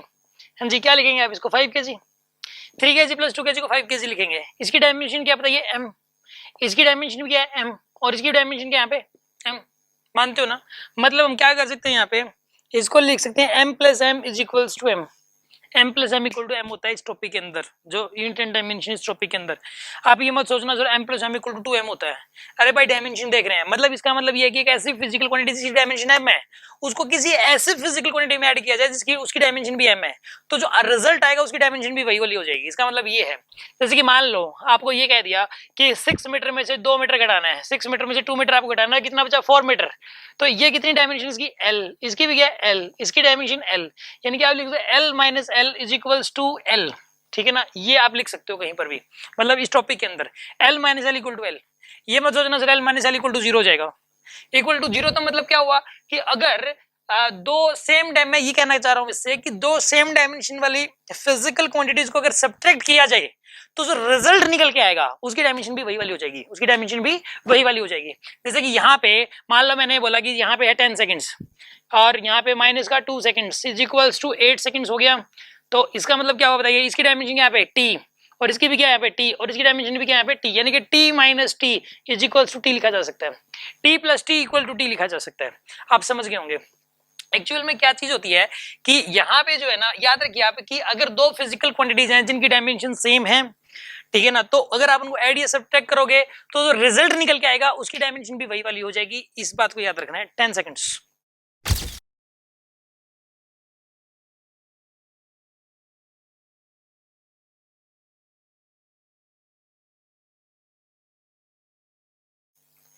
देखिए, एक होता है principal of homogeneity. Principal of homogeneity ये बहुत इंपॉर्टेंट है, इससे कई सारे क्वेश्चन सोल्व होंगे, ठीक है ना। मैं समझाता हूं पहले तो है क्या वो। देखो first equation of straight line motion होती है v equal to u plus at होती है, ठीक है ना। इसमें यहाँ पे ये जो एक फिजिकल रिलेशन है, इस रिलेशन में 3 टर्म्स हैं। कितने टर्म्स है इसमें? 3। एक ये वाली, दूसरी ये और तीसरी ये पूरी, ठीक है ना। एक ये, दूसरी है और ये तीसरी है पूरी है, ठीक है ना। इनको 4 मत बना देना, ये तो मल्टीप्लाइड में ना, अगर दो फिजिकल क्वांटिटी मल्टीप्लाई में हो ना तो वो, या डिवाइड में हो तो वो मिला के एक ही बन जाती है, ठीक। इसकी डायमेंशन क्या यहाँ पे? LT-1, ये फाइनल वेलोसिटी है LT-1, ये इनिशियल वेलोसिटी है, इसकी डायमेंशन LT-1। और इसकी देखो एक्सेलरेशन टू टाइम है, एक्सेलरेशन की डायमेंशन क्या होगी यहाँ पे? LT-2। क्या होगी एक्सेलरेशन की, LT-2, और टाइम की क्या होगी t। इसको सोल्व करो, कितना बनेगा यहाँ पर, ये LT-1 आएगा आपके पास। देखो तीनों की डायमेंशन सेम आ रही है। देखो पता है क्या है, प्रिंसिपल ऑफ होमोजेनिटी क्या होता है कि अगर कोई भी फिजिकल रिलेशन है, मतलब कोई फिजिक्स का अगर कोई भी रिलेशन है, तो उसके अंदर जितनी भी टर्म्स हैं उनकी हर एक की डायमेंशन सेम होगी। इसमें 3 टर्म्स हैं, तीनों की डायमेंशन सेम है। मैं और करके दिखाता हूं, जैसे कि मान लो ये कह दिया कि S = UT + ½ AT²। इसमें टर्म्स कितने, 3, 1, 2 और ये पूरी 3, ठीक है। अच्छा अब सुनो, S की डायमेंशन क्या होती है बताइए, L। डिस्प्लेसमेंट है, डिस्प्लेसमेंट की डायमेंशन L होगी। यहाँ पे वेलोसिटी U इनिशियल वेलोसिटी, इसकी डायमेंशन होगी LT-1, और टाइम की जगह t, यानी क्या आएगा यहाँ पे बताइए, L आ जाएगा। ये L आ गया। इसके अंदर बताओ हाफ का यूज नहीं करना, कभी भी डायमेंशन लिखते वक्त कांस्टेंट का यूज नहीं करना होता है, क्योंकि कांस्टेंट की डायमेंशन नहीं होती। न्यूमेरिकल वैल्यू, अगर कोई न्यूमेरिकल नंबर है तो उसकी डायमेंशन नहीं होगी, इस हाफ की नहीं होगी। एक्सेलरेशन की होगी यहाँ पे LT-2, और t की पावर 2 की यहाँ पे आएगी, t की पावर 2 ओवरऑल देखो -2 और यहाँ पे +2, तो ओवरऑल L। तो एक बात बताइए, तीनों टर्म्स की डायमेंशन यहाँ पे सेम है, L के बराबर है तीनों की डायमेंशन, ठीक है ना। जैसे कि मान लो कि आपको जो है ना, आपको दे दिया सपोज V² = U² + 2AS। एक बात बताओ, इसकी डायमेंशन में LT-1 का होल स्क्वायर, और यहां पर भी LT-1 का होल स्क्वायर आया, ठीक है ना, इसकी डायमेंशन। और इसकी बताइए यहाँ पे 2 को तो लेना ही नहीं है आपको, एक्सेलरेशन की डायमेंशन LT-2 होती है और S की होती है L, ठीक है ना। तो यहाँ पे क्या है बताइए, यहाँ पे L2T-2, और यहाँ पे भी क्या है L2T-2, और यहाँ पर भी क्या आएगा L2T-2, ठीक है ना। तीनों का क्या आ रहा है यहाँ पे सेम आ रही है, तीनों की डायमेंशन, तीनों टर्म्स की डायमेंशन सेम आ रही है। जैसे कि अगर मैं एग्जांपल के तौर पे कहूं, एक बात बताइए, सिंपल पेंडुलम का टाइम पीरियड क्या होता है, सिंपल पेंडुलम का टाइम पीरियड होता है 2π√L/g होता है। हाँ जी, क्या होता है 2π√L/g, 2π क्या यहाँ पे कांस्टेंट, 2π यहाँ पे कांस्टेंट है। देखो इसकी डायमेंशन t है, इसकी सोल्व करते हैं। देखो L की तो इसकी तो आ जाएगी L की पावर 1/2, ठीक है ना। L की पावर 1/2, g की क्या आएगी, एक्सेलरेशन होता है LT-2, इसकी पावर भी 1/2 लगा दो आप, ठीक है ना। सोल्व करो इसको, कितना बन जाएगा ये L की पावर 1/2 अपॉन में L की पावर 1/2 और यहाँ पे t की पावर -1। देखो L की पावर 1/2 से 1/2 खत्म हो गया, ऊपर t बचा, तो देखो ओवरऑल वही आ गया। मतलब इसकी डायमेंशन और इसकी डायमेंशन भी सेम है। ये एक फिजिकल रिलेशन है जिसमें दो ही फिजिकल क्वांटिटी, जिसमें दो ही टर्म्स हैं और दोनों टर्म्स की डायमेंशन सेम आ रही है। तो इस प्रकार प्रिंसिपल ऑफ होमोजेनिटी क्या है कि in a physical relation every term have the same dimension, हर टर्म का जो डायमेंशन है वो सेम होगा। In a physical relation each term have same dimension, ठीक है ना। आप ऐसे लिख सकते हो, ठीक है ना, लिख लीजिए आप इसको थोड़ा सा। इन ए फिजिकल रिलेशन, ये प्रिंसिपल ऑफ होमोजेनिटी है, ठीक है ना। Principal of homogeneity in a physical relation each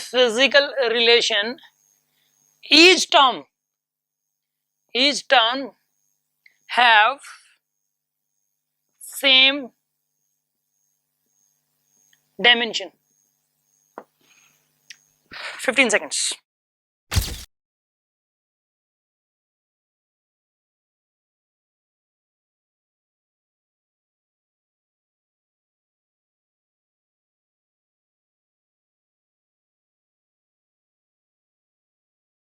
देखिए अभी एक क्वेश्चन मैं बता रहा हूं आपको। मान लो आपको दे दिया F = A + BX प्लस में CT², ये दे दिया आपको, ठीक है ना।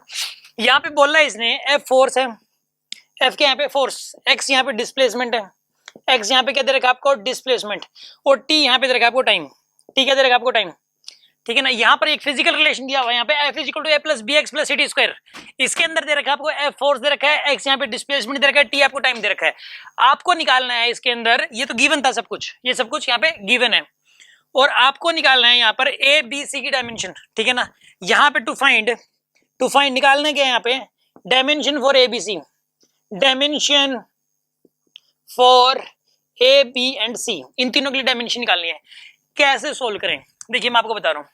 यहाँ पे इस वाली इक्वेशन के अंदर चार टर्म्स हैं इसके अंदर, एक ये 2 और ये पूरी 3 और ये पूरी 4 टर्म्स हैं इसके अंदर। सुनो आप, इसकी डायमेंशन क्या होगी बताइए, ये तो फोर्स है, फोर्स की डायमेंशन क्या होती है बताओ।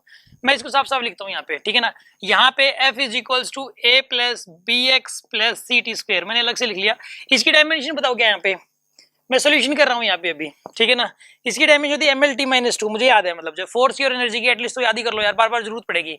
फोर्स की होती है MLT-2, तो इसकी भी यही वाली हो जानी चाहिए। प्रिंसिपल ऑफ होमोजेनिटी के अकॉर्डिंग प्रिंसिपल ऑफ होमोजेनिटी हमेशा ही वैलिड होगा, हर जगह वैलिड होगा, ठीक है ना। तो अगर इसकी इतनी है, इसकी डायमेंशन ये है, तो इसकी डायमेंशन वही होगी ना। और इसकी पूरे की, इस पूरे की डायमेंशन भी क्या होगी, MLT-2, और इस पूरे की डायमेंशन भी क्या होगी यहाँ पे, MLT-2। लेकिन पूछा क्या था, अकेला बी का, अकेले के तो ये है ही, अकेले बी की डायमेंशन आपसे पूछी थी। तो एक बात बताओ, BX इज इक्वल्स टू क्या होगा यहाँ पे, MLT-2, ये होगा ना यहाँ पे। एक काम करो, x की डायमेंशन क्या होगी बताइए, L, x की डायमेंशन क्या होगी, L होगी ना यहाँ पे, MLT-2, L से L कैंसिल हो गया, तो B की डायमेंशन क्या आएगी यहाँ पे, MT-2, ये आपके पास B की डायमेंशन आ गई। अब हमें निकालना है यहाँ पे C की डायमेंशन निकालनी है, राइट, हमें डायमेंशन निकालनी है C की। कैसे करोगे आप, ऐसा करो आप, इसको करने के लिए ct² की क्या आ जाएगी बताइए यहाँ पे, MLT-2, ये आ जाएगी यहाँ पे MLT-2। यहाँ पे C की निकालनी है, CT² is equals to MLT-2, तो C की क्या आएगी यहाँ पे, MLT² को इधर लेके जाओ, कितना बन जाएगा यहाँ पे, T⁻⁴, ठीक है ना, T⁻⁴, ये आपके पास C की डायमेंशन आ गई। तो इस प्रकार आप A B C तीनों की डायमेंशन निकाल सकते हो। इसमें हमने प्रिंसिपल ऑफ होमोजेनिटी का यूज किया है, नोट करना है 15 सेकेंड्स।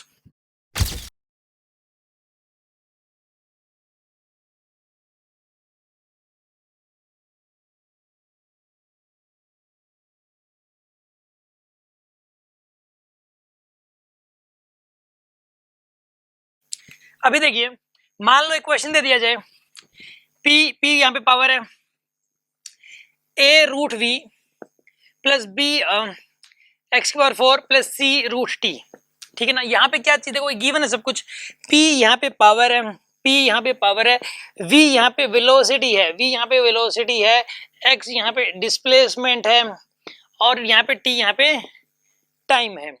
ये सब आपको गिवन है, ठीक है। निकालना क्या आपको, ABC की डायमेंशन निकालनी है। फाइंड ABC, मतलब डायमेंशन फॉर ABC, मतलब ये है फाइंड ABC। कैसे करें इसको, क्वेश्चन को सोल्व, देखिए मैं करके दिखा रहा हूँ आपको। एक काम करिए आप, यहाँ पे लिखेंगे power is equals to A√V plus BX⁴ plus C√T, इसको सोल्व करना है। इन सारी टर्म्स की डायमेंशन सेम होगी, P की, A√V की, BX⁴ की और इनकी, इन चार टर्म्स हैं यहाँ पे, चारों की डायमेंशन सेम होगी, चारों की डायमेंशन सेम है। पावर की डायमेंशन बताइए क्या हो जाएगी, देखो फॉर्मूला पता होना चाहिए फिर से। पावर क्या होता है यहाँ पे, पावर होता है F भी होता है पावर, या फिर ऐसा करो वर्क अपॉन टाइम भी होता है, वर्क अपॉन टाइम, वर्क की डायमेंशन, वर्क और एनर्जी की सेम होती है, याद रखना, वर्क और एनर्जी की सेम होती है। तो वर्क की, जैसे मुझे याद है, एनर्जी की ML/T-2 होती है और टाइम की T होती है। तो आपके पास आएगा यहाँ पर, ये T को ऊपर लेके जाओगे ML/T-3 हो जाएगा, ML/T-3।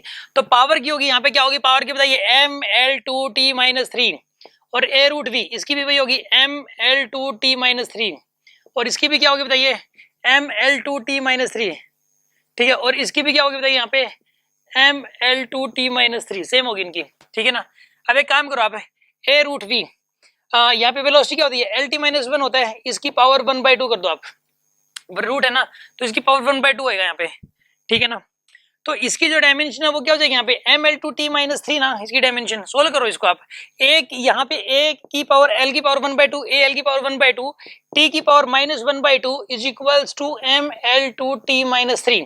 अब आप इसको इधर लेके जाओ, A की डायमेंशन क्या हो जानी चाहिए बताइए आप, M तो एज इट इज लिखोगे, L को इधर लेके जाओगे तो बताइए क्या लिखोगे यहाँ पे, L की पावर प्लस का 3/2 हो जाएगा। जब आप इसको लेके जाओगे ना यहाँ पे इधर, तो प्लस का 3/2, और इसको इधर लेके जाओगे T की पावर यहाँ पे आएगा -5/2, सोल्व करोगे ना, तो इसको इधर लेके जाओगे तो -5/2 बनेगा ये। तो ये आपके पास A की डायमेंशन आ गई। अब हमें निकालना है यहाँ पे B की डायमेंशन हमें निकालनी है, राइट। तो काम करो, एक बार बताइए BX⁴ इसकी आ जाएगी आपके पास ML/T-3 फिर से।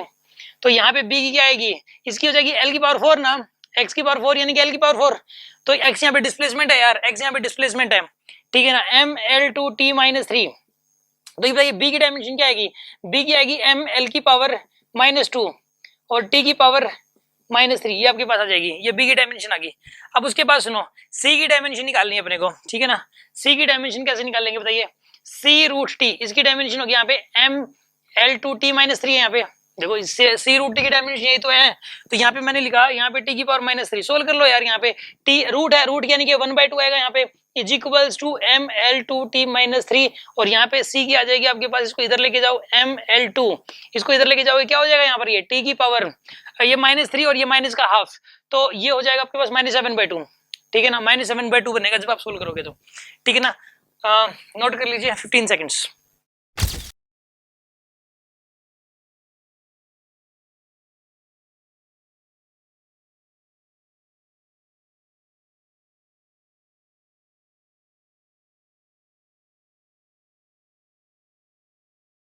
देखिए अभी थोड़ा सा और रहता है, बस अगला कंसेप्ट बता रहे हैं आपको।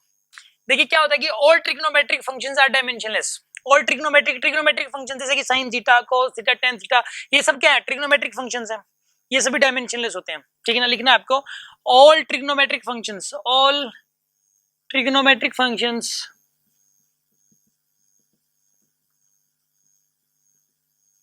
Are dimensionless.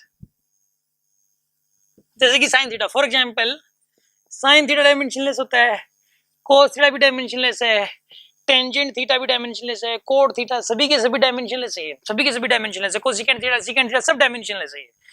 और एक और बात बताएं, थीटा भी डायमेंशनलेस होता है, एंगल भी डायमेंशनलेस होता है हमेशा, ठीक है ना। नोट करने वाली बात है ये वाली भी, angle is also dimensionless always, ठीक है ना, हमेशा ही डायमेंशनलेस होता है, ठीक है ना। ये आपको अभी नोट करना है, ठीक है ना, इसको नोट कर लीजिए। मैं अभी इसका जो है ना एक क्वेश्चन मैं अभी चलो डिस्कस कर देता हूँ पहले। देखिए मान लिया जाए कि आपको जो है ना, सपोज एक बॉडी की वेलोसिटी दे दी v is equals to a sine of, मान लो ये कह दिया b x square plus C T, ये कह दिया आपको, ठीक है ना। साइन थीटा नहीं है, ये साइन है, सिर्फ इतना लिख दिया, v equal to a sine of bx square plus ct, ऐसा लिख दिया मान लो। ये क्वेश्चन करवा रहा हूं मैं, इसमें v क्या है, वेलोसिटी, v वेलोसिटी दे रखी है आपको, v is velocity here, x यहाँ पे डिस्प्लेसमेंट है, x के यहाँ पे डिस्प्लेसमेंट, और t यहाँ पे टाइम है, और आपको निकालना है abc, find abc, find a, b, c। कैसे करें इसको, देखिए कैसे करेंगे इसको। आप मुझे एक बात बताओ, इसके अंदर ये पूरा का पूरा डायमेंशनलेस है कि नहीं, बताइए पूरा का पूरा। इसे को छोड़ दो, ये पूरा साइन थीटा है ना, ये पूरा साइन थीटा क्या हुआ, डायमेंशनलेस। ये ए को छोड़ दो आप, ये पूरा का पूरा क्या है, डायमेंशनलेस है। कंफर्म है चीज तो, क्योंकि साइन लगा हुआ है यार, पूरा ये एंगल पूरा साइन थीटा ही है, ये पूरा ट्रिग्नोमेट्रिक रेशियो है एक, तो ये डायमेंशनलेस है। तो ए की डायमेंशन वेलोसिटी की जैसी होगी, ए की डायमेंशन किसकी जैसी होगी, यहाँ पे वेलोसिटी की जैसी, तो ए की डायमेंशन तो आ गई LT-1, समझ में आ गया होगा, ए की डायमेंशन आ गई LT-1। अब सुनो, ये एंगल ये पूरा का पूरा क्या डायमेंशनलेस है, ये जो एंगल है क्या डायमेंशनलेस, बोला था ना एंगल इज आल्सो डायमेंशनलेस, तो ये एंगल क्या डायमेंशनलेस। तो एक बात बताओ, अगर ये पूरा डायमेंशनलेस है तो ये इंडिविजुअल टर्म्स भी डायमेंशनलेस होंगी, क्योंकि अगर सपोज इसकी डायमेंशन होती और इसकी भी होती तो उनको ऐड करने के बाद वही वाली डायमेंशन आती ना, according to the principle of homogeneity. यहाँ पे अगर ये पूरा डायमेंशनलेस है तो यानी कि इंडिविजुअल टर्म्स भी डायमेंशनलेस हैं। याद रखिए कि नहीं, दो फिजिकल क्वांटिटीज को ऐड करने के बाद अगर जो रिजल्ट आता है वो डायमेंशनलेस है तो समझ जाओगी वो दोनों भी डायमेंशनलेस थी। ऐसा नहीं हो सकता कि इसकी डायमेंशन और इसकी भी है और पता चले कि तुमको ऐड करने के बाद डायमेंशनलेस आ गया, ऐसा नहीं होता कभी भी। तो ये डायमेंशनलेस है bx स्क्वायर, और अगर bx स्क्वायर डायमेंशनलेस है तो इसको 1 लिख सकते हैं इक्वल टू, अगर कोई टर्म जो है वो डायमेंशनलेस हो तो इक्वल टू 1 कर दो उसको सोल्व करने के लिए। और इसी प्रकार हम यहाँ पे लिख सकते हैं ct को भी हम लोग 1 लिख सकते हैं। तो यहाँ पे इसके अंदर आएगा b l⁻² is equals to 1, तो b की डायमेंशन आएगी l⁻², ये आएगी b की डायमेंशन, और यहाँ पे c की डायमेंशन आएगी t⁻⁻1, तो ये b की भी आ गई, c की भी आ गई, और आपके पास a की डायमेंशन भी आ गई आपके पास। 15 seconds.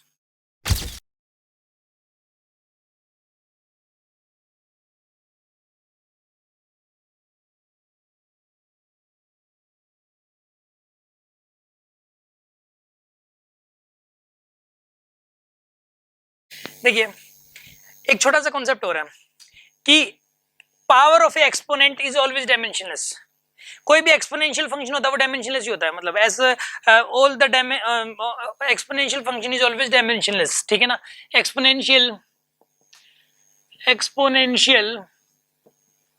Function is always dimensionless, हमेशा ही डायमेंशनलेस होता है ये, ठीक है। मैं बता रहा हूँ कैसे, एक क्वेश्चन करवा रहा हूँ, ठीक है ना। देखो एक्सपोनेंट मतलब ऐसे ई, ठीक है ना, जैसे ऐसे लिख रखा है ना y is equal to e⁻x, ऐसा लिख रखा है y इक्वल टू e⁻x, तो ये पूरा का पूरा डायमेंशनलेस ही होगा, तो यानी कि y भी हो जाएगा फिर तो इसमें तो, और x भी होगा, इसकी जो पावर है ना वो भी डायमेंशनलेस होती है। Power of exponent is always dimensionless, ठीक है। यहाँ पे नोट करने वाली बात है कि पावर ऑफ एक्सपोनेंट इस e को ही एक्सपोनेंट बोलते हैं, इज ऑल्सो डायमेंशनलेस, ये भी डायमेंशनलेस होती है। जैसे कि मान लो आपको बोला यहाँ पे फोर्स इज इक्वल्स टू ई की पावर बी टी स्क्वायर, ये बोल दिया आपके ऊपर, ठीक है ना। ये गिवन है, एक क्वेश्चन करवा रहा हूँ, ये क्वेश्चन है क्यू और यहाँ पर गिवन है। गिवन क्या चीज है, F is equals to A E to the power B T square, ये आपको गिवन है, ठीक है ना। अब यहाँ पे एफ तो फोर्स है, एफ दे रखा आपको फोर्स, एफ तो दे रखा फोर्स और टी क्या दे रखा आपको, टाइम दे रखा है। एफ दे रखा फोर्स और टी क्या दे रखा आपको, टाइम। हमें निकालनी है ए और बी की dimension, find A and B. मतलब ए और बी निकालने का मतलब है कि आपको ए और बी की डायमेंशन बतानी है। कैसे करें हम इसको, सुनो आप, एक बात बताओ, ये पूरा का पूरा ये क्या बताइए, डायमेंशनलेस। यहाँ पर ये क्या चीज है, यहाँ पे डायमेंशनलेस है ना, तो फोर्स की और ए की डायमेंशन क्या होगी, सेम हो जाएगी ना। अरे यहाँ पे डायमेंशनलेस है तो फोर्स और ए की डायमेंशन क्या होगी, सेम होगी। तो यहाँ पे एक बात बताइए, फोर्स की डायमेंशन होती है एमएलटी -2, तो ए की डायमेंशन भी क्या हो जाएगी यहाँ पे, एमएलटी -2 हो जाएगी ए की डायमेंशन तो। और एक बात बताओ, ये ई की पावर जो है ये पूरी की पूरी क्या डायमेंशनलेस है भी, अरे ई की पावर क्या डायमेंशनलेस है यहाँ पे, तो बी टी स्क्वायर, ये भी इसकी डायमेंशन क्या हो जाएगी 1, इसकी डायमेंशन क्या होगी जाएगी यहाँ पे 1, तो यहाँ पे बी और यहाँ पे ये आ जाएगा टी की पावर -2। समझ में आ गया होगा आपको ये वाला। तो ये थी पहली क्लास क्रैश कोर्स की।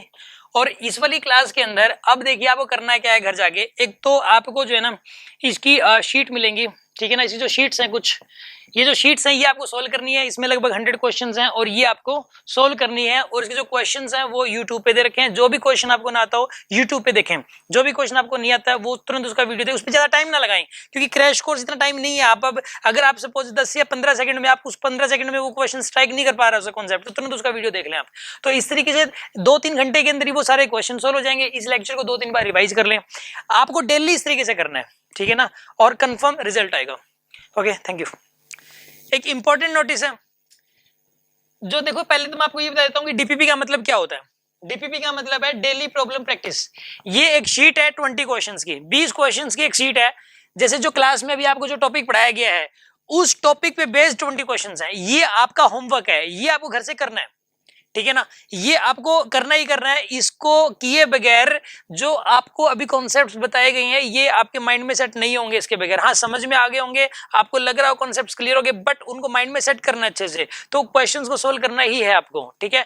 और ये क्वेश्चंस अगर आपसे सोल्व ना हो तो इनके जो डाउट्स हैं वो आपको यूट्यूब से देखने हैं, ठीक है। ये जो अगर आपको ये जो डीपीपी कहाँ से मिलेगी आपको ये, ठीक है ना, इसके लिए आपको करना क्या है, आपको हमें व्हाट्सएप करना है, ठीक है। ये मेरा नंबर है, आपको इस नंबर पे व्हाट्सएप करना है। और जब आप व्हाट्सएप करेंगे तो आपको 2 घंटे तक या फिर इवनिंग तक, अप टू इवनिंग, आपको वो जो डीपीपी है जिस नंबर से आप व्हाट्सएप करेंगे उसी नंबर पे आपको वो डीपीपी भेज दी जाएगी। आपको व्हाट्सएप में लिखना क्या है, students name, father's name and class, ठीक है। ये आप अगर मुझे लिख के भेजेंगे इस नंबर पे तो आपको इवनिंग तक वो जो डीपीपी है वो आपको मिल जाएगी। Okay, thank you. एक और इंपॉर्टेंट नोटिस, कल संडे को यानी कि 5 तारीख को हॉलीडे रहेगा और हम मंडे को मिलेंगे फिर से। हमारी जो क्लासेस है वो मंडे टू सैटरडे रहा करेंगी, संडे को कोई क्लास नहीं होगी। और यानी कि मैं कल लाइव नहीं आ रहा और मंडे को हम फिर से मिलते हैं सेम टाइमिंग्स पर। आप जो डीपीपी आपको जो दी जा रही है, ये वाली जो डीपीपी है आप इसको सोल्व करें और मंडे को प्रिपेयर रहें नेक्स्ट क्लास के लिए। मिलते हैं मंडे को।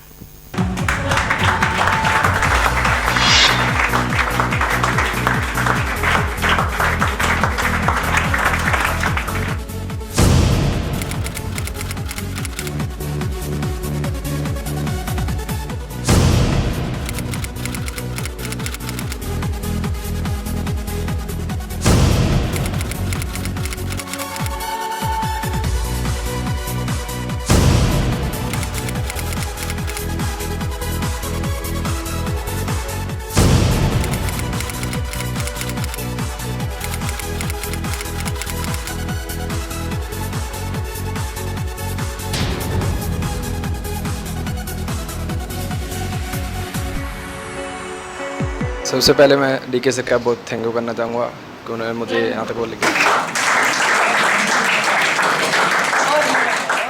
शुरू में लगता था ये क्या झंझट है, ऐसे ही घूमते रहना है, कुछ सिलेक्शन होना नहीं है। फ्रस्ट्रेशन सी आ गई भाई, क्या है बस, क्या तो है नहीं कुछ।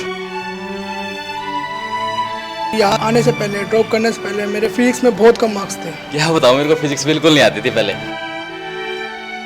बिल्कुल 0%। मेरे कंसेप्ट क्लियर नहीं थे, कॉन्फिडेंस नहीं था। मेरा एक दोस्त था आकाशदीप इंदौरा, सर से ही पढ़ा था पहले, तो उसने मेरे को सजेशन दिया था कि डीके गोयल सर के पास जाओ, तो मैं आ गया यहाँ पे, मैंने ज्वाइन कर लिया बिना कुछ सोचे समझे। मैंने डेली क्लास लगाई, फर्स्ट डे से लगानी स्टार्ट कर दी थी। इसलिए मेरे को नहीं पता मेरे को फिजिक्स आएगी या नहीं आएगी। डीके सर ने वो मोटिवेट किया। मेरे को सबसे अच्छी बात पता है क्या लगी सेंटर पे, यहाँ पे ना रेगुलर डीपीपीज मिलती हैं। क्वेश्चंस होते हैं फिजिक्स में मेन, वो सारे डीपी में थे ही। जब तक आप डेली क्वेश्चन प्रैक्टिस ना करोगे तब तक फिजिक्स कैसे आएगी? आएगी क्या? आएगी क्या? आएगी क्या? मैंने क्या किया कि सारी डीपीपी सोल्व की। जो डीपीपी है वो डीपीपी कंप्लीट करो। यहाँ पे डीपीपी दी हर एक कंसेप्ट के ऊपर, वो जाके सोल्व की तो उससे कंसेप्ट अच्छे से क्लियर हो गया। डेली क्वेश्चन प्रैक्टिस होती रही, वीकली टेस्ट होते हैं। वीकली टेस्ट का आप जितना रिवाइज करोगे, जितने क्वेश्चन प्रैक्टिस करके देखोगे, आपको फिजिक्स बिल्कुल आएगी। वीकली टेस्ट जरूरी होता है। वीकली टेस्ट से ये होता है कि ना वही चीज़ें हमारे माइंड में रह जाती है। अगर हम टेस्ट छोड़ देंगे तो कोई फ़ायदा नहीं है क्लास लगाने का। यहाँ पे कोई आपका टॉपिक छूट जाता है, यहाँ पे तो बैकअप क्लासेस की अवेलेबिलिटी है। डाउट क्लास होती है हर हफ्ते ही, जो भी हमारे डाउट्स होते हैं वो क्लियर होते ही है। तो उससे कंसेप्ट अच्छे से क्लियर हो गया। हाँ, एक और मैंने बात, 1400 कॉन्सेप्ट्स हैं। सर ने 1400 कंसेप्ट दिए थे, वो बहुत अच्छे थे। 1400 फॉर्मूले दिए सर ने। सर ने एक 1400 कॉन्सेप्ट्स दे दिए। 1400 कंसेप्ट, ये बिल्कुल मेन है, ये बिल्कुल मेन है। आप करके जाओगे ना तो आपको ये लगा पेपर में सारा कराया हुआ है।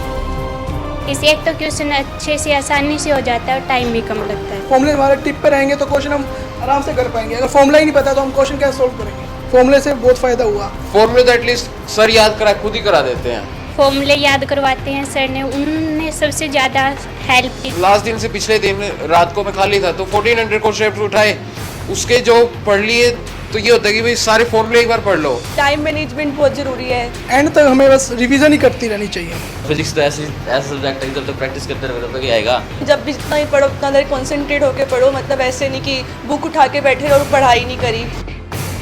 साथ में दो दोस्त होते हैं जो यहाँ नहीं पढ़ते और कहीं पढ़ते हैं, तो बोलते रहते हैं क्या टीचर के पास पढ़ते हो, कुछ नहीं पढ़ाते। सर भी बोलते थे कि हाँ उनकी बातों पे ध्यान मत दो, पढ़ाई करते रहो, रिजल्ट लास्ट में आना है, मेहनत करोगे उसका फल एक ना एक दिन मिलना ही है। ट्रस्ट के बिना कुछ नहीं है, सर पे ट्रस्ट जरूर करो।